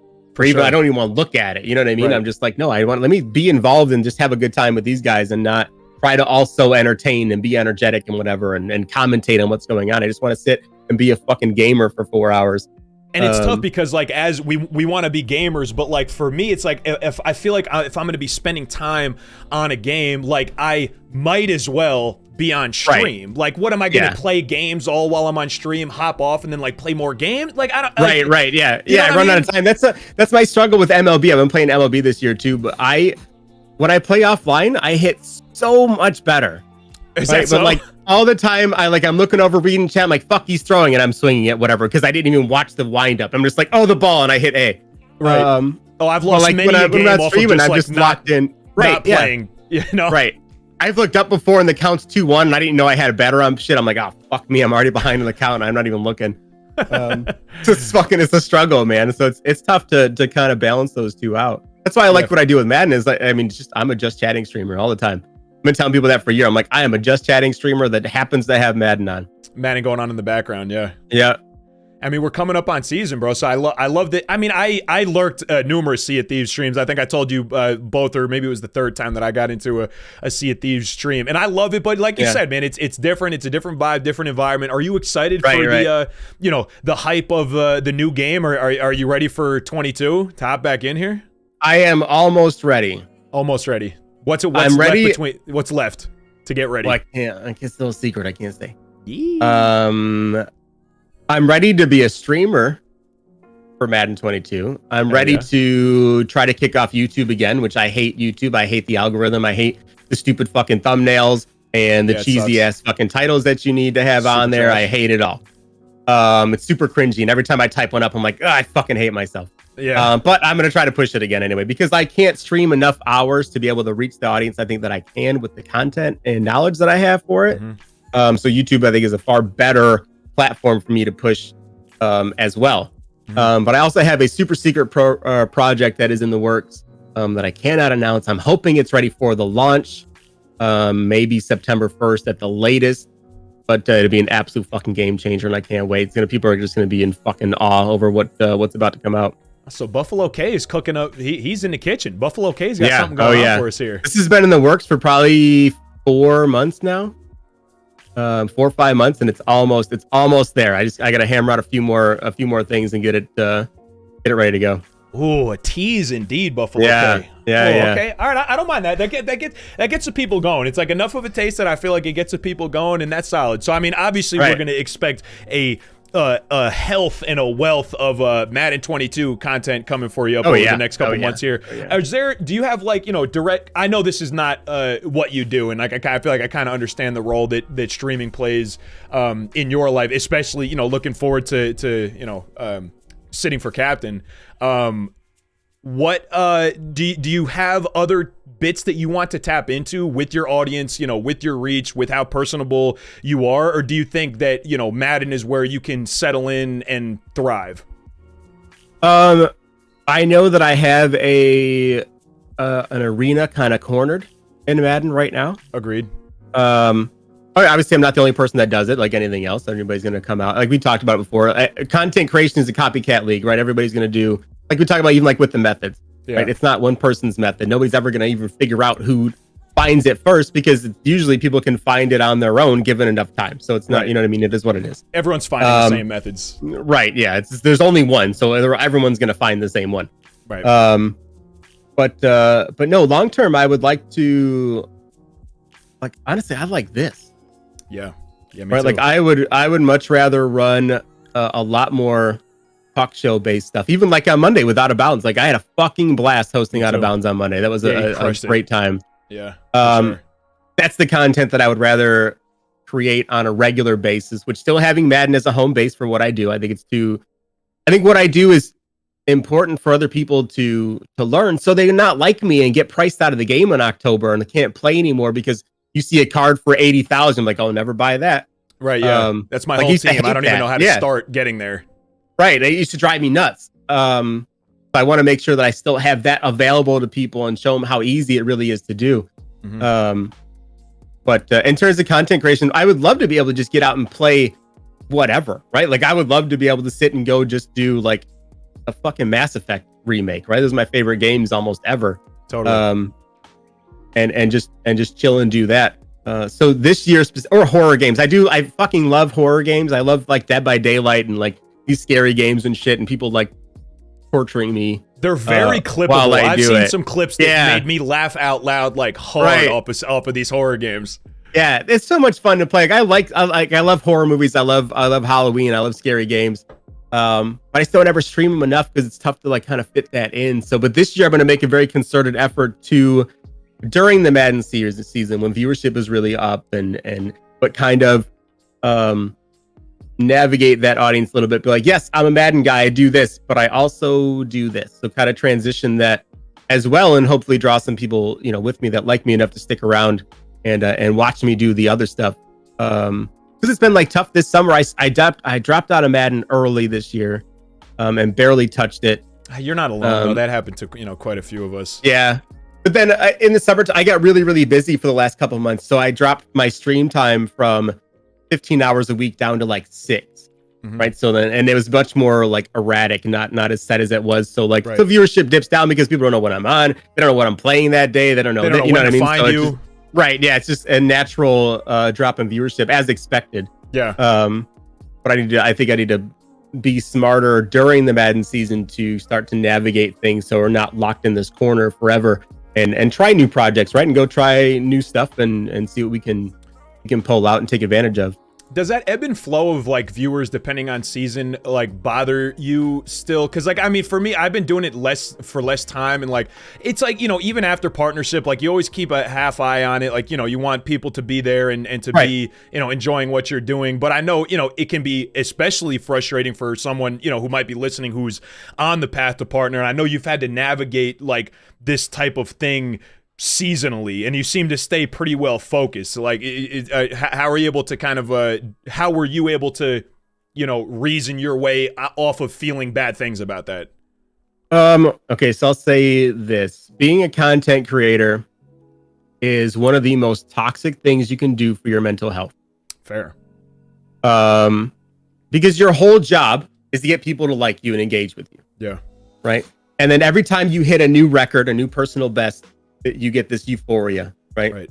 And then the second that doesn't happen again, your brain triggers and goes, what are you doing wrong?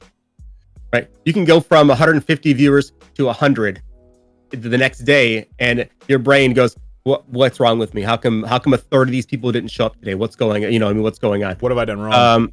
Right. And it may not be anything with you. Maybe just that people were out that day. Their time frame's different that day, whatever. But at the same time, you also have to remember, I don't care if you go from 15 viewers to 12, right? Mm-hmm. That's that same percentage drop. What you have to remember is that no matter where you are, like there's other people that would kill to have the number of viewers that you do. Totally.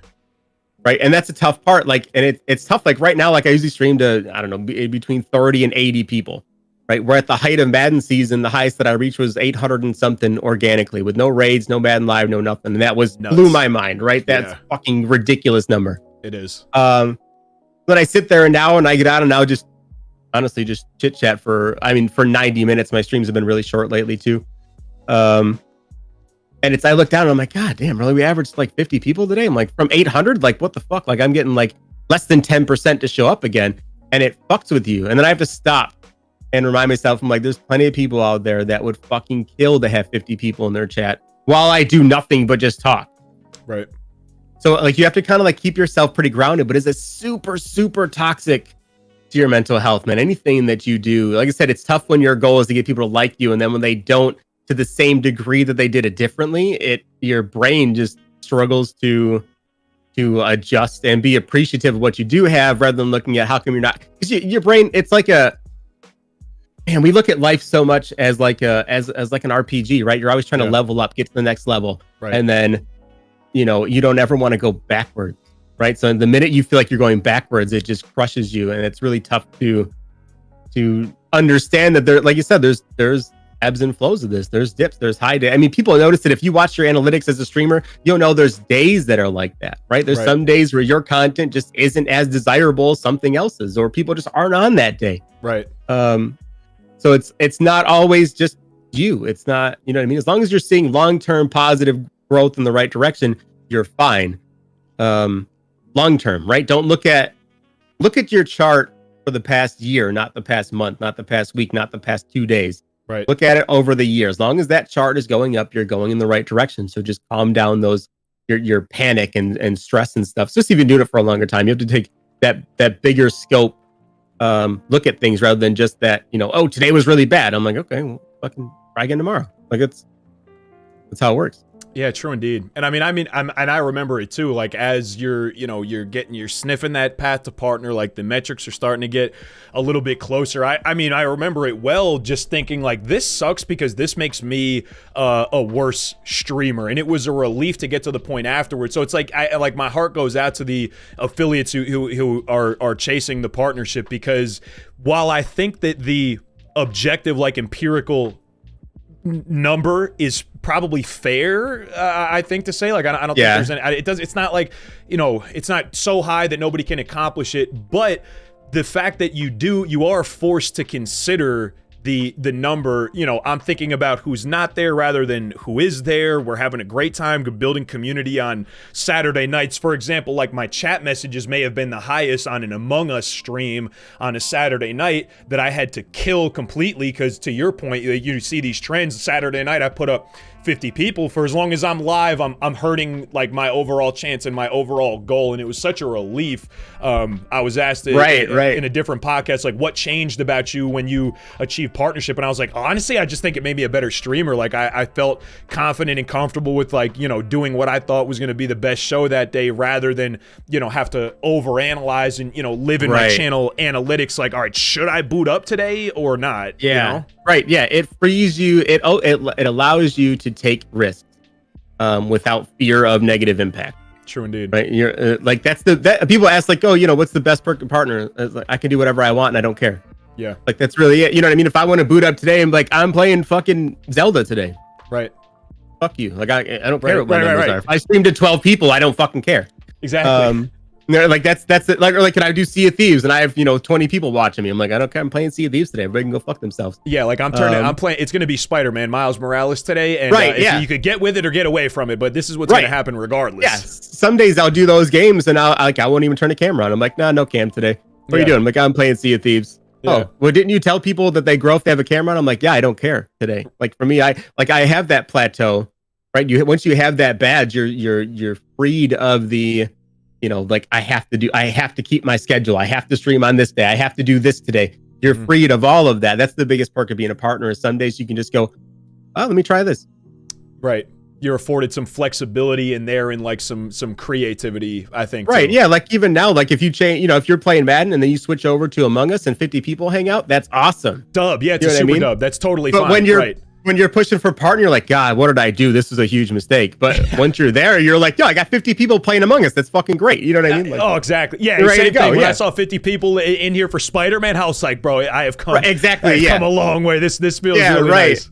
Yeah, when you try something new and people come and hang out, like as a streamer, you're like, made it. We're good. Totally. You know what I mean? Totally. I got a couple more for you. I don't want to keep you too much longer. There's some ones that we like kind of like I could have hit. I could have like held this up and hit and went on a tangent for, just that I've been asking to everybody because I'm hearing that the experiences are so different. So it's like going to sound like kind of random, but an experience we all lived through together, whether remotely or, I mean, literally in COVID, and how it changed the world and how, it impacted all of our lives, some more so than others. A question I've been asking everybody is, and I'm curious to hear in your line of work also what the differences were. Was COVID a nuke to your life? Were you able to kind of maintain business as usual? Was it a largely impactful experience for you, or maybe not really? Hugely impactful, complete change in mission. Working for the Air National Guard, a lot of what I do is I coordinate with the Army National Guard for disaster relief. Right, I work in one of the command centers to coordinate all this. So when COVID hit, we mobilized. We mobilized thousands of people, thousands of troops to go all over the state. For the past almost 2 years, we've been activated. And I've been at a focal point for that. So like my day-to-day job got pushed to the back burner, and I was working with the Army every day, coordinating a lot of this stuff. So this is the new focus of what you're also, I don't know why it just flashed through my head. I said sat for captain before and not for chief, and I apologize. No, you're good. You're good. Slip. I was like going, in any case. So it represented a massive change in what you were doing day to day.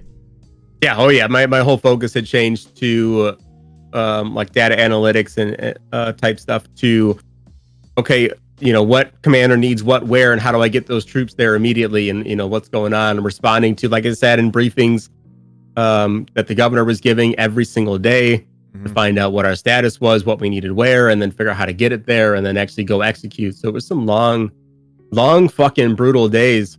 Are we on the way out, like from your vantage point, or not quite yet? Yeah, I think we're done. Yeah. Yeah, we're coming to the end of our mission finally. There's not any real need for us to be involved anymore. But as a whole, at least here in New York, like it's pretty much over. Yeah. Same the cases are so low. The cases are so low, and even like I get info from the county executive here. Buffalo is a smaller city; it only has about 1 million people.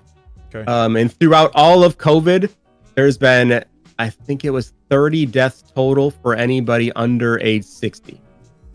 That's not a lot. In the past 2 years. It's not a lot. Yeah. So like, and the ones that were, like, I was able to get more info, and they were people with underlying health conditions and this and that. So like, COVID was definitely a big deal, and a lot of people were affected. Are you looking forward to the like kind of return to business as usual, or at least your previous mission? Yeah, absolutely. It'd be nice to kind of put this behind us a bit, and just push on for different stuff. Man, it's been such a kink and stuff, and even all over the world, it's still like Canada's still shut. The borders are still shut to Canada. Would love to get out to Australia for reasons. Say that word. Border's still closed. Yeah. Okay, hold on a second now. Okay. Hold on a second. Okay, hold on there. Oh, trying to get to Australia. Yeah. Oh yeah. The Canadians are not fucking around, bro. They've been super locked down. They can't do nothing. They can't call an American on the phone, I'm pretty sure. Yeah, man. It's just like, even like, I mean, I live on the border, right? And I'm single, so you're on the dating apps and whatnot. Anytime I match the girl from Canada, I'm like, for fuck's sake, I can't even see you. Like, this is useless. Yeah, sorry. We're gonna get cut off here. Yeah. Yeah. Yeah, so that's where I'm waiting. I'm just waiting for the world to open back up and get things moving again. Back in I don't know, like here everything's open, so it's nice. I can't wait for football season, man. Like that first home opener game, like I'm gonna lose my fucking mind. Like that place is gonna be so fucking loud. Like the Bills for the first time in 25 years are a relevant contender, right? And we're just taking fucking bodies off the field. That's exciting. Week after week, right? And we didn't get to see not one fucking thing in person, right? It was so interesting hearing from Evans. His rookie year was COVID. Yeah, it was the first year of COVID, and him talking about how, I'm here, I'm in the NFL, and this shit feels like a practice, like it's dead quiet. Right. Nobody else. There's nobody in the stadium, and it must have been so strange.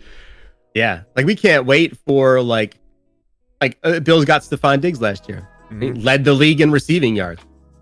He has not had fans in the fucking stadium yet. Like I cannot wait to get in there and just fucking erupt when he catches some fucking ridiculous diving catch in the corner of the end zone to take the lead. You know what I mean? Like hell yeah. Like that's what I'm excited for too, is not only as a fan to be there and like anybody that's ever been to a game, that fucking just eruption that happens on a touchdown pass or a sack or something. You know what I mean? Like that, just like that flow of energy you feel just come out of the fucking earth and surround you. Oh, so fucking sweet. I'm getting like chills just waiting for it. But on the player side too, I can't wait for those players that are like they said, like their rookie year, they haven't felt that yet, right? Or like Stephon Diggs, like he's had that before. He had that miracle catch in Minnesota against Green Bay and or against the Saints, and I don't remember who it was. For that playoff winning, grab that he had, like for him to feel it here for Bills Mafia, I'm like, bro, you're gonna go nuts. Like he's already fully engaged and whatnot with the fans and whatnot on social media, but like for that Sunday feeling, that Sunday vibe, like, oh my dude, I'm fucking drooling. Like I can't wait. You feel like you owe it to him almost, Yeah. Well, especially with how good they were last year. Totally. Right? Like we can't wait to get back and respond. Like, hey, thank you for not making us a joke in the NFL for a fucking change. Like we are fucking cannot wait to get on there and just blow up with these guys. Like I think the most exciting quarterback in the league too, to be honest with you. I'll say it. I think so too, yeah. Monster. Yeah, just some of the stuff that he, like, I know Mahomes is really good. I still think Allen has a different fucking drive, man, like in him. Like he does, like people say, he makes mistakes, he makes some wild things happen, but he refuses to go down. Right. Like I see, those clips and whatnot, like pop through social media and whatnot, while you're just scrolling through sometimes of like recaps of games and whatnot, and you see him like shrug off people trying to sack him, and he gets away from three guys, and sometimes that gets him in trouble and he'll end up coughing up the ball, but sometimes he steps aside and literally stiff arms someone trying to sack him and goes, no, I need to fucking win this game. Like every play he's in that fourth quarter, last play of the game, that's him every down, and it's wild. Even like it was against Dallas, I think 2 years ago on Thanksgiving. They fumbled the snap on like 3rd and 1 or 4, and he picked it up and dove over the fucking line to get the first down. Like it was on the goal line. Yeah, and people were like, "What the fuck?" He literally like outstretched and like took on the whole line to get that first down, because he was like, "I'm not going down. Like fuck this. Like we're getting this." Like and Diggs has that same drive. That's why I think those two are just a fucking marriage in heaven. Like it's. And I heard they're good buddies too. Josh Allen plays quarterback like a linebacker. Like he's in there, like not giving that much of a fuck. Like he plays like a defensive player at quarterback with like all his physical tools, which is super exciting. Now you told me, obviously a proud member of Bills Mafia. From outside looking in, you might expect Bills Mafia to be, I don't know, maybe not toxic, but rowdy. We're hopping through tables. But from what you were telling me last night, Bills Mafia is more so about welcoming all to the table, as it were. And even as an opposing fan, you could go and enjoy yourself at one of these tailgates. Is that kind of what the culture is like? Yeah, absolutely. So like the highlights, right, that make social media are the tables. Right. Being at every game, like I rarely ever see a table get smashed. It's not an every table thing. It's not as prevalent as I might think. No, it's actually pretty less common than you would think. But like we have our own like traditions there, right? Like there's weird ass traditions we have. We have a guy that makes pizzas out of a filing cabinet.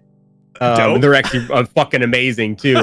One guy, he sacrifices himself to the condiment gods to win the game. He literally goes up, holds up 2 hot dogs. People stand on top of a van and squirt them with fucking like 3 whole bottles of ketchup and mustard.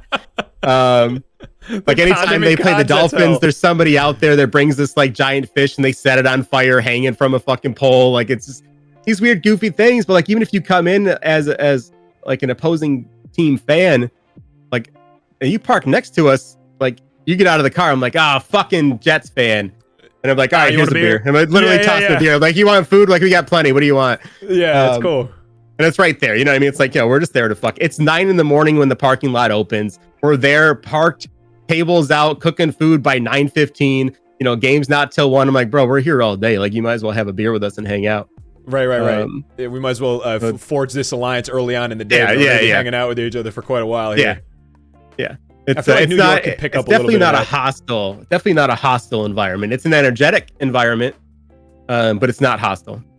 New York waxes hostile sometimes. Like you could have like, I don't know, even if it was like an Eagles game, something like, I mean, really Cowboy. I mean, you can't really do Cowboys jerseys. Even Eagles jerseys are pretty tough, but like you kind of need like entry, like you need to be with like other Giants fans. Like it's a super not a good idea to come with a bunch of other of their fans and like your only thing is their jerseys. Like that's probably not like gonna be the most fun gaming experience for you. It's kind of tough. I feel like we could do better on that. Right. Okay, brother. I mean, we have crossed over here an hour and a half. I know I told you to budget for about an hour here, so I'm plenty into the overage. And I know you're off today, blessing with some of your leisure time, and I appreciate that. I certainly don't want to keep you on the line all day here. Is there anything, brother, that we didn't get to touch on? Any bits of conversation that we trailed off on or left on a tangent? Anything that you would like to leave the congregation with as a parting gift of mental jewelry? You've done a fucking great job today. A natural conversationalist.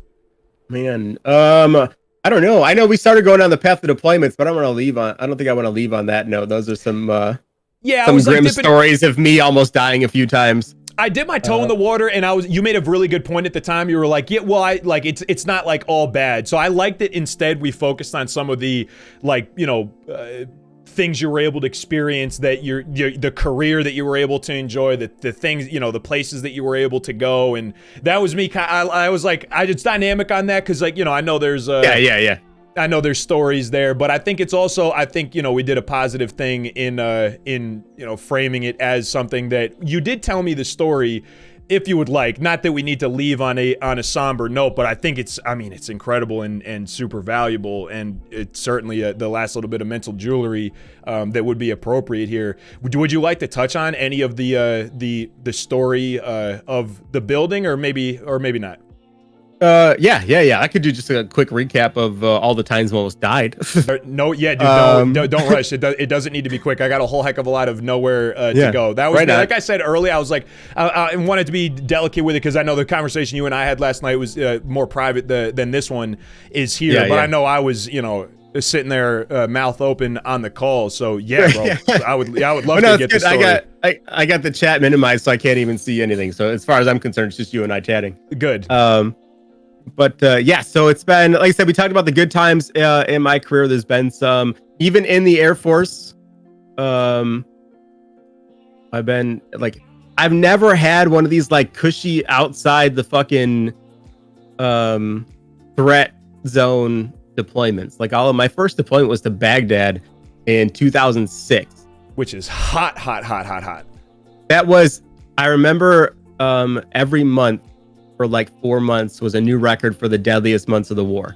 Oh man. And we were right in the middle of it. And part of my job was to put remains on the aircraft. So it was a lot, especially it was tough when it was people that you knew. You'd have to put the casket on the plane with the flag over it and salute them as they went home for the last time. And I was there when they hung Saddam. They hung Saddam Hussein. I was there in Baghdad. In country. And that was country. It was an absolute fucking shit show for weeks. God, they were pissed, especially when they leaked the video. The fucking idiots, man. There were supposed to be no recordings of it. It was supposed to just be done, sealed, and put to bed. Yeah. And then somebody recorded it and fucking put it on the internet, and it just became like a fucking martyr call. And I just remember for like a month straight, just nonstop under attack. And it was nuts. I was on the flight line working a plane. I was working a C-130, and there was a system in place that was supposed to detect incoming rockets and mortars and everything else, and it didn't work. It wasn't working at the time, so we had no warning. And I'm on the flight line next to this plane, and I start hearing explosions all around me, literally like behind me. I'm like, boom, boom, boom, and I turn and look as a fucking rock comes in and fucking cuts my eyebrow as this fucking shrapnel's flying through me. And they were aiming at a C5 that was parked a few spots down. And I just remember cutting my eyebrow, and I'm like I remember just being pissed. Yeah. Like, I remember I had a headache that night. Yeah. And I'm just sitting there. I'm like, you've got to be fucking kidding me with these guys. I still have like little tiny scar on my eyebrow from it. But that was a shit show. We were just under attack the whole fucking time at that place. It was so shitty. Was that your first deployment, Kay? Yeah, that was my first deployment. So you really hopped both feet in here. That's fucking nuts. Oh yeah. Yeah. And then I remember we left on my birthday. We flew out of Baghdad on my birthday. God, bro. And I remember it was a combat takeoff, right? Which on a C-130, the plane takes off and then just starts like spiraling up the whole way, right? So they keep on their footprint over the base as much as possible. Got it. Until they're at altitude and you can't get shot down. Right. As soon as we level off, I remember the loadmaster comes out and he's like, "You guys might want to set on your body armor." I'm like, okay. And right then we start hearing pings on the plane. They're shooting at us. Dude. So you sit on your body armor so you don't get shot in the ass while you're flying away. And then the plane starts like dipping and diving all over the place, man. And like you're holding on. You're like, what the fuck? And there's like 50 of us packed on this little tiny fucking plane. Like you're literally sitting like elbow to elbow with somebody, and like your legs are open like this, and somebody else's leg is in between your knees. Right. Like your legs are in between two other people's knees. Right. So you're jam packed in this fucking little sardine can, and the plane is going all over the place. We're like, what the fuck? I remember we landed in Qatar, and we had two guys that were leaving the next day that weren't with us. And we call back like, bro, what the fuck was like? Did you see us take off? He goes, yeah, I can't believe you guys are still alive. I'm like, why? What do you mean? He goes, bro, they launched like 7 rockets at you, and the last one you literally missed because you pulled up and it went right underneath you. I'm like, okay, I didn't even know that. Oh man. On my birthday, I almost got shot right out of the fucking sky. What the fuck? Yeah, fucking nutty. And then years later in 2012 to 13, I went to Afghanistan in the Helmand province, which is the absolute fucking hellhole of Afghanistan. That's where my brother went too. When you said 2012, 13? 12 to 13, yeah. We were there for 6 to 8 months. And I remember the briefing before we left. I had to go into the intel office and get a briefing. And right out of the gate, as a captain at the time, I knew him pretty well. We actually played hockey together for a long time. Mm-hmm. And he was like, okay, the lowdown here is like, this is the most dangerous place you've ever fucking gone in your life. And I like, idiot me, I was like, well, I've been to Baghdad. He goes, yeah, not even fucking close. Really? Not even fucking close. This was a small British controlled base in the middle of fucking nowhere. There's no support for hours away. And you're just surrounded. We were under attack. Literally, like, so there was, Afghan nationals, they had a compound on our base. Right, so there were Afghanis on the base. Problem was, some of those guys are fucking bad guys. Yeah. So the whole red on green shit happened all the time. Red on green is when coalition forces that we're training turn on you and just fucking start slaughtering people while you're training them. So that happened all the time. There were suicide vests found about 100 yards from where I sleep. There were pressure plates, IEDs found under the ground by the DFAC. We got a call one day that we got an intel brief that there was a blue bus on the base. We had intelligence that it was laden with explosives. Anybody that's been in the military knows that every fucking bus is blue. Yikes. And that's how everybody gets around. So anytime you were in a crowd, you'd be walking around, you'd see this blue bus coming, and you would literally just stop and be like, fuck. And you would wait to literally see if you died. No other thought process. No other, like I told you before, I have a different view on dying. I'm not afraid of dying anymore because of these events. like you kind of like come to peace with it. Like you stood there, I'm like, and then the bus would pass, like, all right, cool, I can go eat.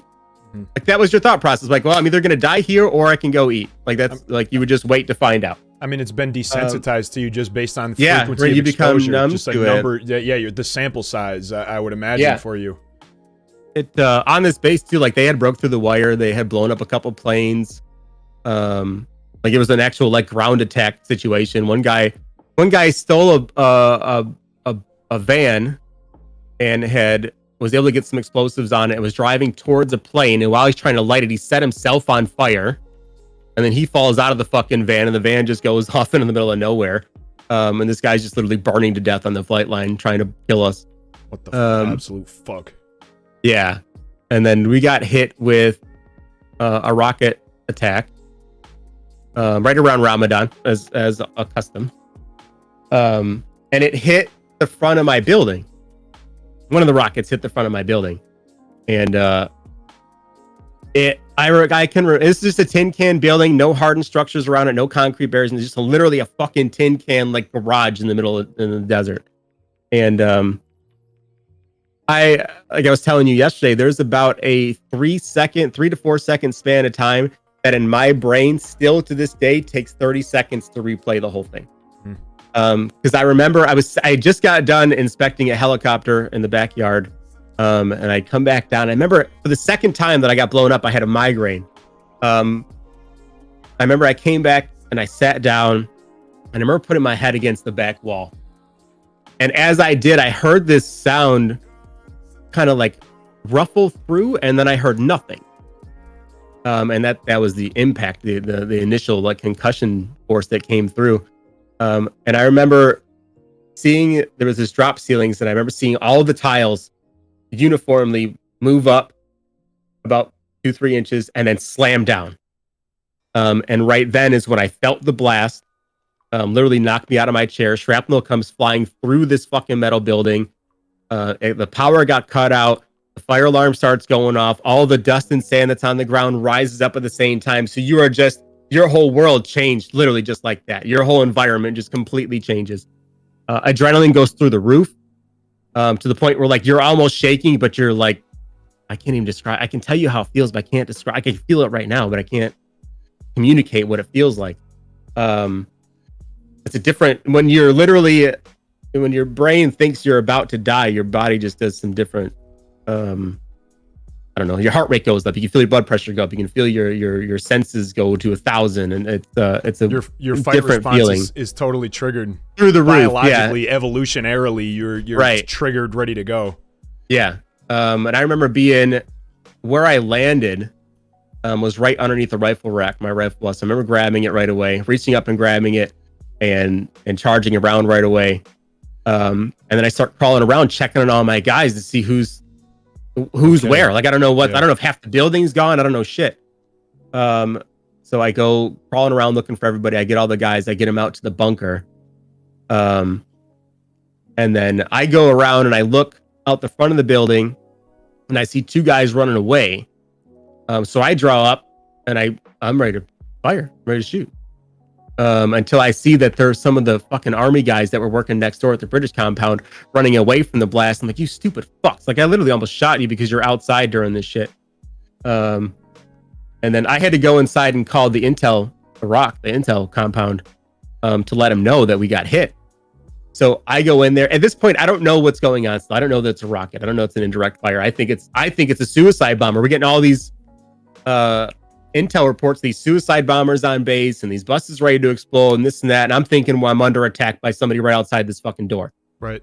So I had to go into this office, our intel office, to call the other intel office, but the doors were blown off. There's shrapnel all through this fucking hallway, just all ripped to pieces. So I grabbed 2 of my troops, and I'll never remember this. One was she's this little girl. She was probably 21 years old at the time.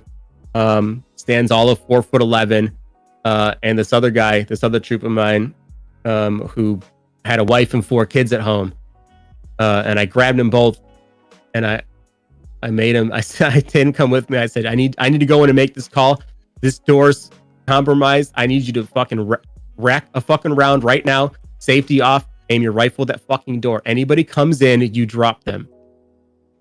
And they just stood there and said, okay. And I'm in here trying to make this call, and I have these two aiming down this fucking door, watching my back in case anybody tries to come in and take us out. If anybody would have came through, they were dead. Right? Their orders were to shoot on sight. Yeah. And I'm in here, and I remember trying to I couldn't find the phone number because the power's out. All I have is the fucking flash from the fire alarm system going off, and I'm trying to read the board, trying to find the number for the intel section. And then the phone rings. I answer it, and it's the intel section. And this guy, all calm, I remember it's him. He goes, hey, just want to let you know, there was an IDF attack, and they hit us with about 18 rockets. I'm like, I know, they hit us. I was in the building. He's like, what do you mean? I'm like, half my fucking building's gone. Like, we just got fucking hit directly. So he goes, oh shit, is everybody okay? And I'm like, I have no idea.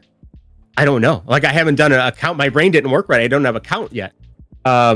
So I yelled at one of them, like, go find out who we're fucking missing. So they run out there, they're finding out. I had one guy that was missing. Luckily, he was just off working a plane. He was down the road, the other side of the British compound in a bunker. I found that out afterwards. But for hours, I think this guy's outside and got fucking slaughtered with, took a direct hit. Just wild. After that call, I remember going back outside to the bunker where everybody was. And I was fucking furious. That I couldn't shoot back. Like, so I started like a fucking idiot because I was the highest ranking guy there. I made everybody get in the bunker and chill for a minute.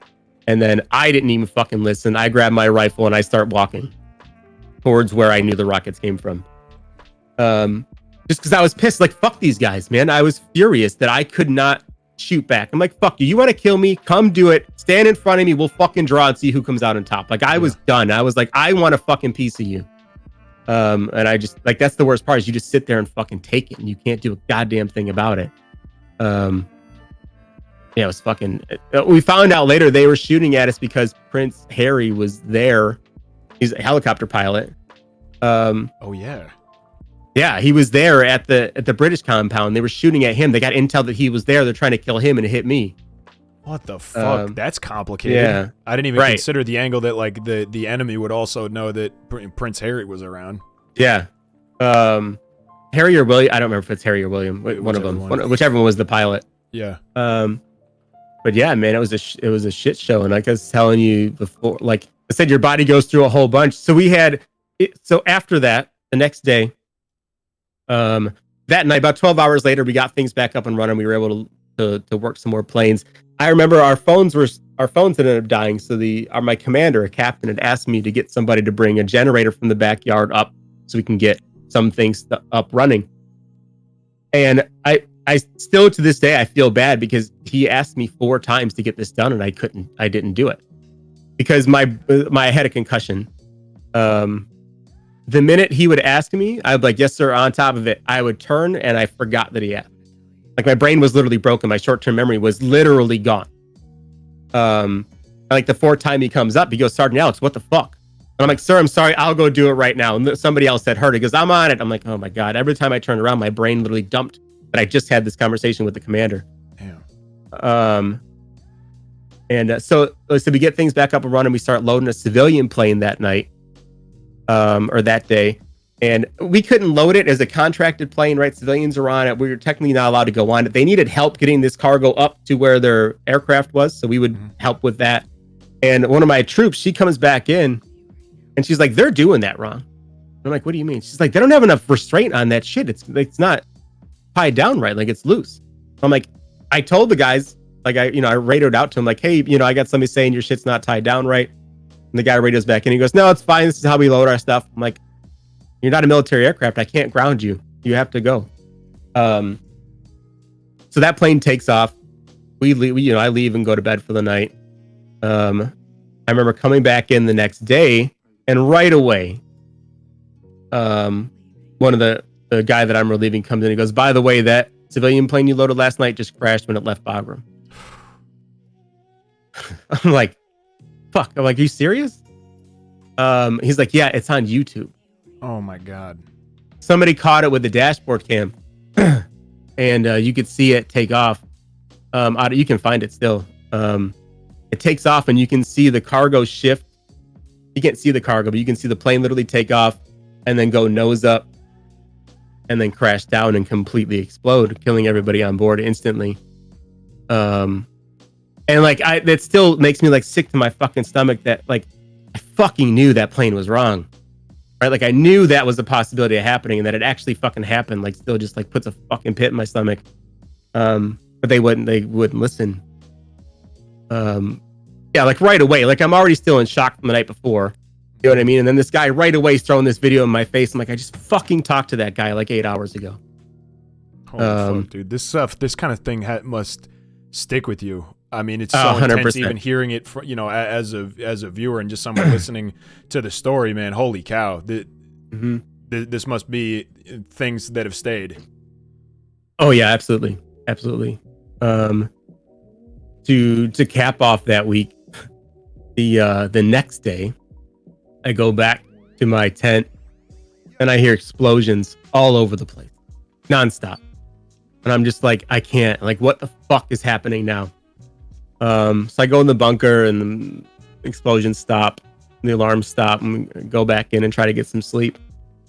And I go back into work again the next day, find out what happened. Somebody was loading one of the British guys was loading a plane, and they had a mishap. Somebody dropped some explosives. The plane was loaded with rockets and mortars and all kinds of other shit, and it literally blew up all of it, killing like 12 people out there. This was in a span of 3 days. These 3 days you just told us about.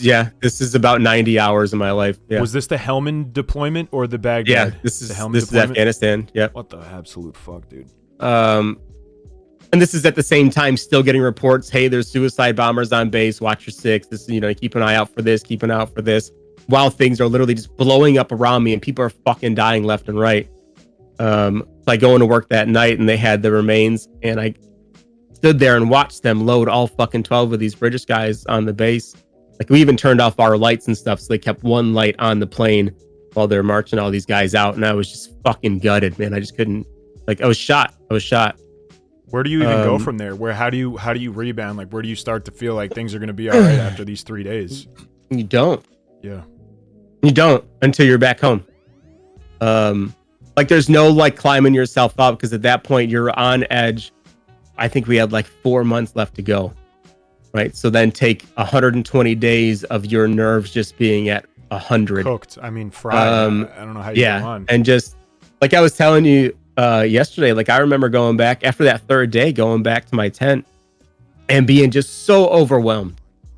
But I went to go to the shitter, and I felt myself like about to cry, like just to let it out. And I was like, good, finally, like feel some fucking emotion about this. You know what I mean? Like, let it go. Yeah. And it just sit on the fucking edge and would not come out. And I was just maybe more fucking furious. Dude, it's your survival instinct at that point, just being like we were talking about, just be like, we have to get through this. Like, we can't, I mean, I can't even fathom. All I can do is empathize. I can't offer not 1 second in the way of sympathy, but holy fuck. But you got through those next 120 days. I got to imagine that was a difficult time. Yeah. I mean, there was one point in that last 120 that there was an explosion in front of us while we were walking. And I see 2 Afghan guys running towards us. And I fucking pulled up, racked around in the chamber and turned the safety off. And I aimed at these guys. They were running away from an explosion, but they were running right at me. And I'm counting their steps to the point where I consider them a viable threat, where I'm putting them down. And then they're just trying to get away from explosion. But for all I know, they did it. You know what I mean? And then they looked up and saw me fucking lining them up, and then they turned and ran the other way. And I'm like, God damn it, dude. Like, I just, like, every step, you know what I mean, that I took from then on out, I'm just like ready to pull the trigger to, you know what I mean, like eliminate a threat. But it doesn't, like I said, like that's where like my different views of, I have different lack of reservation about dying. Yeah. Because like I said, it happens enough times where you're in that situation, you're like, I don't care anymore, man. If you're gonna just fucking do it, right? If you're gonna kill me, just fucking do it. Like, stop with the bullshit toying around. You know what I mean? Like, you get to that mindset where you're just like, do it or don't. You know what I mean? Like, and it's not a good mindset to be in, especially in that situation, because like the alarms would go off and you'd be under attack and whatnot, and you're supposed to, get in the bunker, take a defensive position, this and that, be ready to fight, and your brain turns off. You're like, no, fuck this guy. I'm gonna go out here, send off a fucking flare, like, I'm right here, cocksucker, come get me. Like your brain triggers where you want the fight. You know what I mean? You want that chance. You were like, no, let's go. Like, let me, like, enough of you fucking hiding. Like, I want a piece of you. Like, let's go. Right. And it's let's absolute worst. Yeah. Right. Here. Yeah. Let me get an eye on you for a change. An absolute worst mindset to have while you're there. Absolutely deadly mindset to have. You must have had to do so much work and kind of coming to grips, for lack of a better way to put that, because you can never. I understand that, and that's not the right phrase. You must have been forced to do so much work kind of internally, so this is not the movie that plays in your head all day every day, and I'm sure on some days it does anyway. Did you feel like you had resources available to you as far as tending to your mental health, or kind of maybe the horror stories that sometimes we hear about there not being enough access to mental health help? What was your experience with that? Did you engage in any? Did you fucking just try to like head down and thug it out, or what? Where did you stand? Did you let anybody help you? For a long time, I did not. Yeah. So the worst part was when I came back from Afghanistan, my then wife, who we're no longer together, we're still close. Like that's why I have the dog and whatnot today. Sure. But she had deployed a week before I got home, so we literally missed each other by about 5 days. So I got home to an empty house. Jeez. So I was all alone. So that was tough. And like I had to figure out like even now to this day, I have to sleep with some kind of sound machine on, or a video on Netflix playing. Because if I go to sleep when it's dead silence, I have the same reoccurring dream over and over and over again, and I cannot get away from it. But I will say this, that I have since gotten help. I had to when my ex-wife and I decided to end things. I was in a god-awful fucking spot. Sure. Like for the first time, like I had actually like broken down like in the car on the way home from work one day. And I remember calling right then. I was like, I don't know how to get out of this anymore. So I had to call for help. And it's like fortunate for me now, like with the mission set that my unit does now, it's a lot of kinetic interaction, which means bombs on bodies. So we eliminate targets on a regular basis. So it's become far more, not even I want to say acceptable, but common for people to go seek help from our director of psychological health. You differentiated just now acceptable and common, and I imagine that was on purpose. Yes. Acceptable means that it's, it's okay for you to do it. You know what I mean? Like, but common is like, it's not even a second thought, right? Like if I know if I'm going through something and I have an appointment with the doc, I just tell my chief, like, hey, I'm going to see Sarah. She's like, all right, have fun. When I go over and see, I see the shrink. That's it. There's no like, I don't know, preconception of anything, because everybody goes to see Sarah now. Everybody like, we don't even call her the doc. She's Sarah. She's in my fucking phone. That's good shit. Cause I feel like maybe there's a misconception that maybe that's not the case. Right. So, I mean, I'm sure some places it still might be, but for my unit anyway, like it's Sarah. And I call her up. Like I can text her, like, and the first time when I went to go see her, I was in a bad spot. The lowest of lowest spots, like dangerous low spots. And while we're talking, she has me take down her phone number, and she says, look, if you ever get to a spot where you can't do it anymore, before you do anything else, text or call me. And all you have to say is, Sarah, it's time. I said, at that point, I'm going to come get you. We're going to go somewhere for 3-4 days, and you're going to get better. He said, I am going to deal with your house, your pets, your commander. I said, I'm going to go in your commander's office. Said, I have him for 3 days. You stay the fuck away. And his only response can be, okay. And even like we've heard it from like my wing commander, the vice commander, all these guys, like they have meetings with Sarah every day, and they'll ask, how is everybody doing as a whole? And even like our chaplains too, our like clergy, they are directed explicitly from the commanders. I don't want to know a fucking thing. Go help our people. That's it. Because we're kinetic every day. We kill people every day. It's what my job is, to kill people. That takes a toll on people, right? So our resources are phenomenal to get help. That's such a relief to hear. And I was sitting here talking, listening to you, and last night we Fritzy said it. It's like, listening to alternative perspectives and stories and things that people have gone through. It's all going to be like I said before, I could try to empathize as much as I can with you, but I'll never be able to sympathize with the same, path that you've walked and the things that have made you feel. But while you're, as you're talking about the feeling of, the lowest of spots, that I think, yeah, it's all relative, but that was something I could sympathize with, and it sounds like you really had a wonderful resource in this doctor who would offer that. I had something similar, and I don't know if we've ever, like, you and I during a conversation have gone over this, but I had to take up that resource for my, for my own low. I went to the hospital. I spent a week there. The circumstances are different, but just as far as the human experience goes, everything is relative to us. So I know, I know what that place and what that feeling was like. Holy cow. Yeah. It brings you back to a spot that you don't want to be. Right. Yeah. And like I would tell anybody, I'm like, if you need anybody, man, just reach out to anybody, right? Whoever your first thought is to reach out, just reach out. Because I will say this, if it wasn't for Sarah, I 100% would not be here today. No, I wouldn't. I was really close on that path, where I wouldn't be here right now.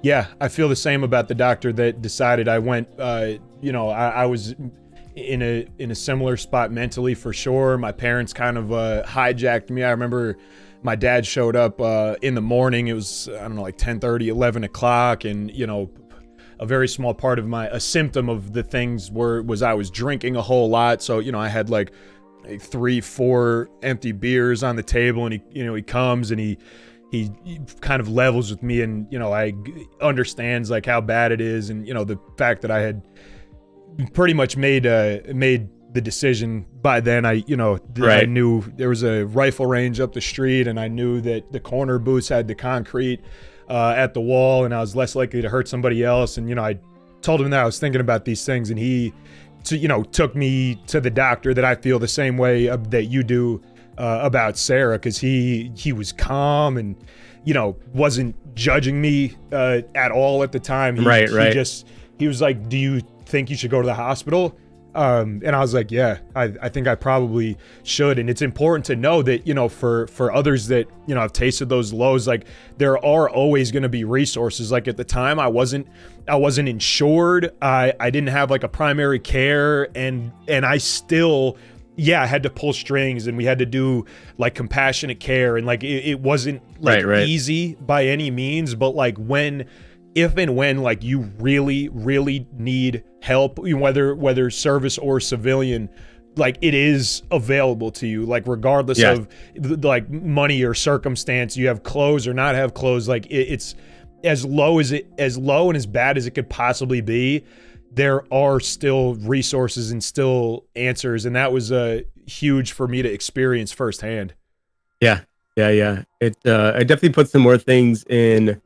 Like I'm sure you can attest to this too. Like once you get out of that, like out of that mindset anyway. Like, man, when you find out like happiness again, like it's fucking euphoric. You know what I mean? Like you start to, like, anybody else that goes through this, if you're in a down spot or whatever and you're struggling, man, go get the help, because then you appreciate being happy so much. Yeah. Like it's like, I can't even describe it. Like it's not, I don't know. It's like I cling to it, I grasp to it, I gravitate to it now. Like it's like I don't know. I mean, I'm still not out of the woods. You know what I mean? Like I'm still, I still go see Sarah. I still working through some stuff. Like it doesn't all just go away. You have to work at it, but man, the highs feel so much higher once you get out of it. That was an important thing for me to realize also, that it's like I was never going to be like out of the woods, and it could take any shapes, whether it be based on experiences in your case, or whatever, like symptomatic chemical. In my case, like the end result is the same, like the end feeling is the same. It's intense, man. My mind is racing through some of this stuff. So like I said, you're never going to be out of the woods. The woods are ongoing and kind of endless in a lot of ways, and as best you can to just arm yourself for the trek. You know what I mean? Like you have to keep moving. You can't just like stay still in these woods. Like it's really not good, and you might not get to the other end of it. Like there may never be a clearing, but you can navigate the stuff better and better. Do you think? And so, having said that, the work is always going to be ongoing, do you feel like now that you're in a better spot to manage your mental health and the things that you think about based on the experiences that you had? Do you think you've been successful in that venture? Yeah. I mean, there's still, obviously there's still some bad days, or sometimes, a week or so that you'll still get down and out, but I'm so much more like comfortable utilizing my resources to get out of it. Yeah. And like for us, it's great because Sarah's there every day. She walks around to see everybody. And like, it's funny too, like she walks around, everybody goes up and gives her a hug as soon as they see her. That's amazing. Like she's just, you know what I mean? She's like everybody's best friend and confidant. And she'll bug you a little bit. She's like, hey, how you doing or whatever. And no matter what you say, she's like, come see me anyway. I know you're doing good. Cool. Come tell me about it. Yeah. Like she wants to keep that constant dialogue going, knowing that, okay, good. You're like, once you're in a good spot, keep going because they can help you stay in that spot or find even better spots. Like it doesn't end, man. It's not like, I don't know, like we're social creatures by nature, right? I think the reason for that is because we always need fucking help and reassurance from other people on how to get through things. And some people are paid a lot of money, or not even paid a lot of money, but they have a specific training or their life has guided them to that profession for a reason. Don't ignore that. For sure. And yeah, you're absolutely right. It took me a few times to find it's dope that you went 1-for-1 with Sarah. It took me a couple attempts to find like a doctor that I felt, comfortable. Well, she was my third. She was the third one. Is that okay? Sorry. Yeah. So I misspoke. So same idea for you then. Maybe be okay with, it's not, if you go 0-for-1, on finding somebody who connects with you well and you can work well with, in this space, it's not like 0-for-1 isn't the end of the world, and again, just like double down on it. There is still resources. There is still more. It was your I think it was probably my third or fourth also. So it didn't work out with a couple doctors before Sarah. Yeah. So the first one it was working. I was pretty comfortable and I felt like we were doing pretty well. And then he got pulled away to a different position. Okay. Working for I was going to the VA. And he got pulled to go be a director somewhere else, and they reassigned me to somebody else. This guy just did not, his style just didn't mesh with helping me. Yeah. But I stopped seeing him, and that's when I went to go see Sarah, and then it was life-changing. That's a beautiful thing, man. It sounds like you're in as good a spot now as you have been. Are you in a new home also? Yeah. So when my ex and I split, she bought the house from me, and then I bought this house. Way too big for just me and Milo. Fair. But I struggled to get away on vacation. So I was really set on buying a house that would make me happy to come home to. That's why like my only goal in this new house was I needed a pool, and I found this house that had this resort-like backyard. And I was like, this is it. This is where I need to be. This is my happy place. Like I want to come home, literally get in a floaty in the pool or just sit in the chair with a drink under the umbrella and relax and be happy and content here. So that was even part of my journey to go find happiness. I'm like, I can't ever get to the Dominican or Puerto Rico, the places that I usually travel to on vacation. Like I just go in my backyard now and I'm there. You made home feel like vacation. You brought vacation I had back home to you. Right. Yeah. That's so fucking dope, bro. Kaay, you're a legend, dude. I'm I'm glad we also made the stop at some of the deployment stories like had the potential to be the most important there, and I think I was correct in that assumption. And I know, again, that it's not a pleasant headspace to revisit. So I really appreciate the fact that you took the little venture back on our behalf, because I think it's super dope and super valuable.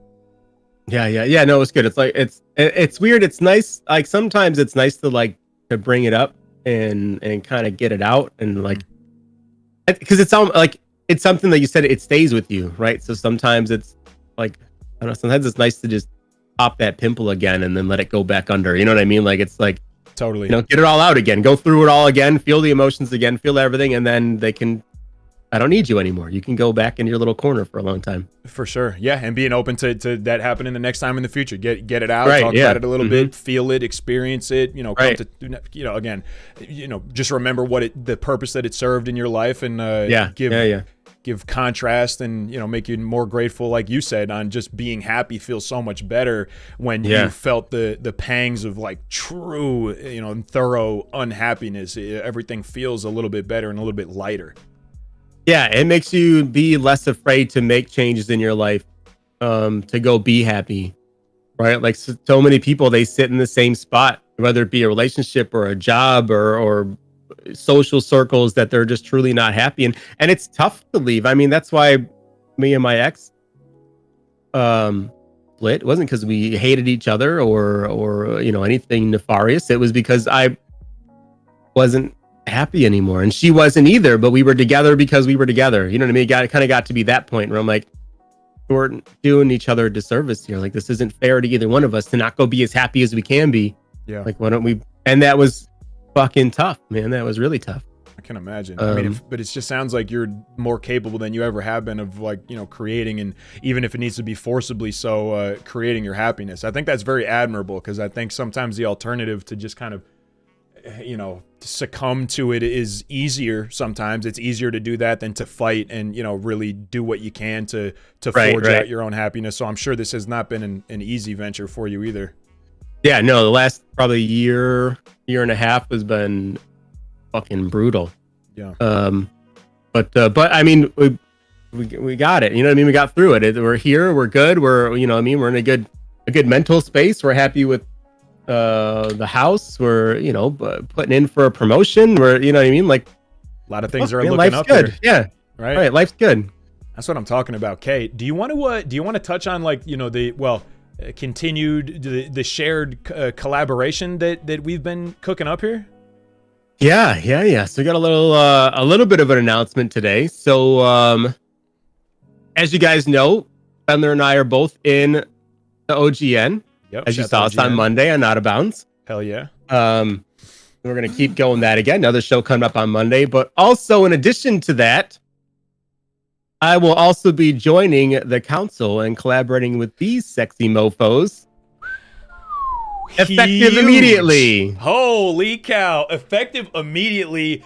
And like Kay said, man, this is an exciting opportunity to collaborate and combine and join forces. And, I'm going to, for as long as OGN will have me, I'm going to remain a piece of what's going on over there and Out of Bounds, and just to, like, maintain as close of these mutual networks as we possibly can. Like I keep saying, like, these are stream teams, not street gangs. So with, a little bit of mutual cross-pollination, I'm so fucking excited. Also super happy, to be frank, to continue to work with you and the guys over there at OGN. But man, oh man, if I can't be honest with you, very excited that I'll be able to double down and also see a little bit of you over on the council side of it too. Yeah, I'm excited, man. I just love working on projects and with people that are like-minded.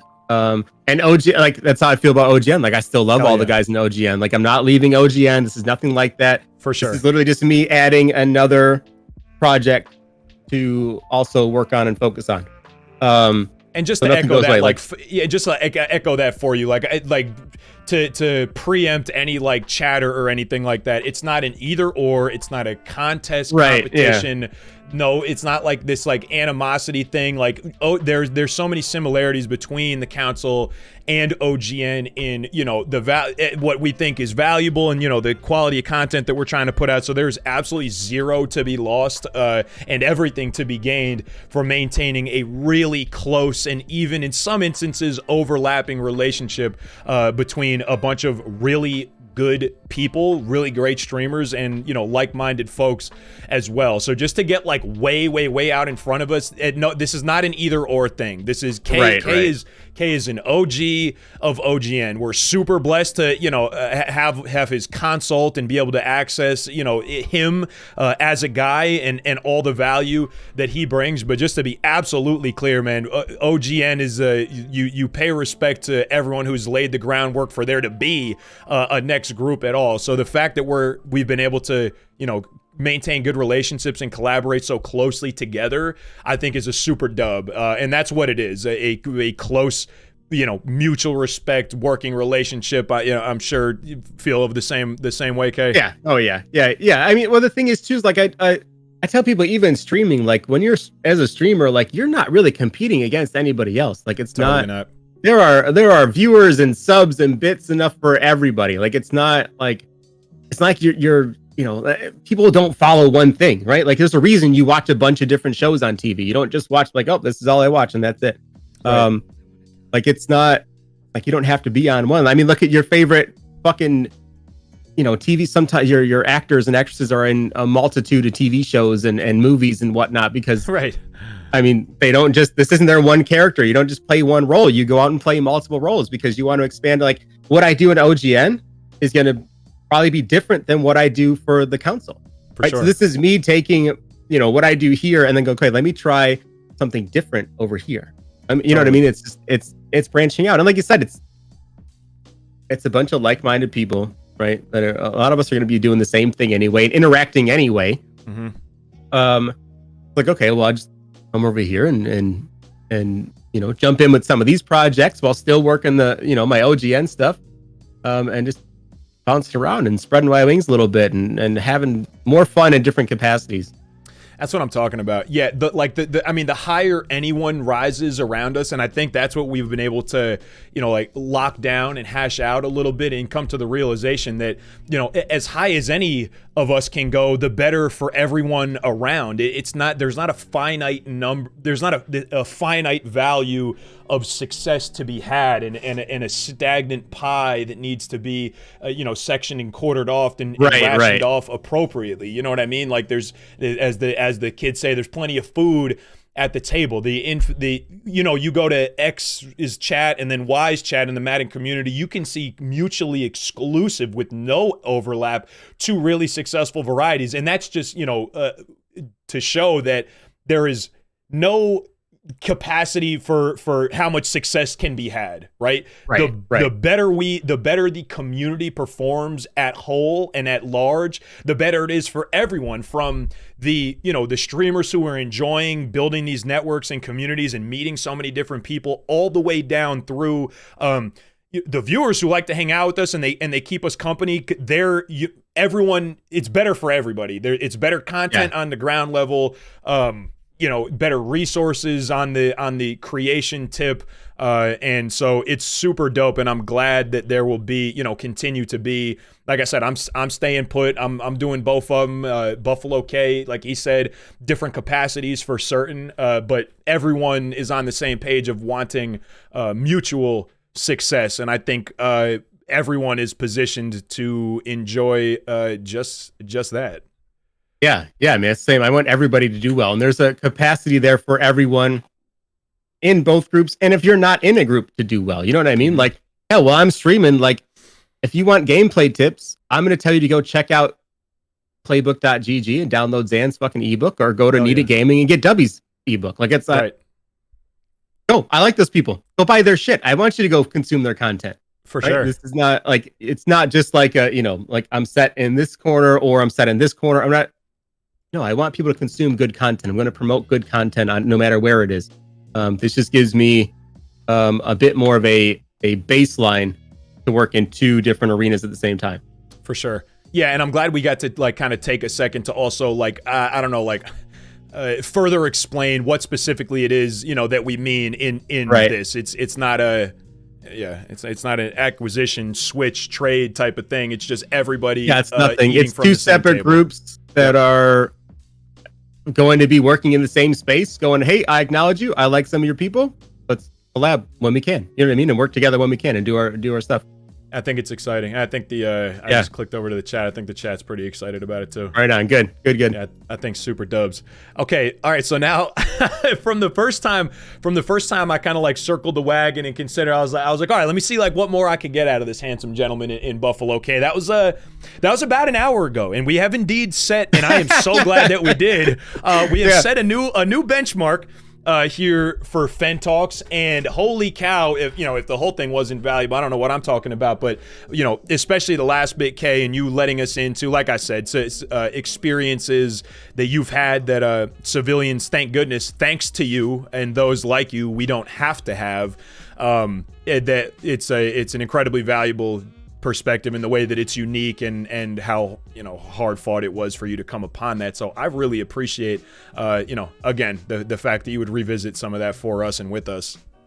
Yeah, of course. And I think sometimes it's important to get out and even just, I don't know, explain to people the journey. It's not always an easy road, and other people, if they can relate to it and they can help them, then good. You know what I mean? Like that's all I can hope for. That's a beautiful thing, man. Kay, okay, let me try my little entrance here first. Kay, brother. All right. It has been now just coming up on 2.5 hours again on a day off. I know your time is very valuable, so this was extremely valuable for me, for the chat, and I hope you enjoyed yourself as well, partner. Would you absolutely like to leave the congregation with any bits on the perpetual quest for happiness that we all are on together here? Oh man, just be a good person, man. It's not much to not be a dick. Go out, man. The happier you are, the happier everybody else around you is going to be. That's it. That's a beautiful thing, man. Buffalo Kaay, from the origin story, the uncomfortable shift to the hoity-toity middle school, and the early the early high school experience that had you switch over completely, and what the impact that left in your life notwithstanding, you were able to press forward, had a very personal experience your senior year of high school with 9/11. I was able to sympathize with that. I saw my brother go through the very same thing. You took us through some of the best parts of your experience as a member of our armed services, and the career that you've created, and the people that you've met, and the places that you've seen, and also afforded us kind of a look into the darker parts of it and how you've been able to deal with that. And I think we were kind of left with a perspective of even coming out of the worst bits of humanity, and I mean, you were in the most violent, worst parts of the world. There is, in some senses, the light at the other side. There's work to be had and happiness to be found, regardless of the background that you're coming from, which I thought was valuable. And then go figure, in terms of how we met, just content creating that, valuable, of course, but in comparison, the content stuff, relatively unremarkable, Kay, for your for being a guy that can pull 800 without a raid or a host in season. I thought that was super dope. Even just kind of hearing the origin story of, from 2018, figuring out like, oh, wait a minute, there's some trends to be had here. And as it developed through the Kay, the market master that we know today, man, I really enjoyed the ride. It was this is certainly one that I'll listen back to, and it's gonna get, I don't know if it's old yet, but it will get old soon. One of my favorite ones, man. This was one of my favorite talks, bar none. I really appreciate everything you did for us here today, bro. Yeah, no, man, this was fun. It was a nice little trip down memory lane at some points, and hell yeah. I don't know, man, it's just fun. Content's fun no matter what you're doing. It sure is, man. And Kay, what did you ever produce about 2.5 hours for me today, there, partner? Look at me leaning into Kay. Come on, man. I only need to do a quarter of the show if I got this gentleman on. That's what I'm talking about. Boys, man, I'm gonna hop back in the chat, see what you guys thought about it. This has been Buffalo Kaay. Buffalo Kaay, where can we catch up with you on socials? Is it Buffalo Kaay, as we're seeing here?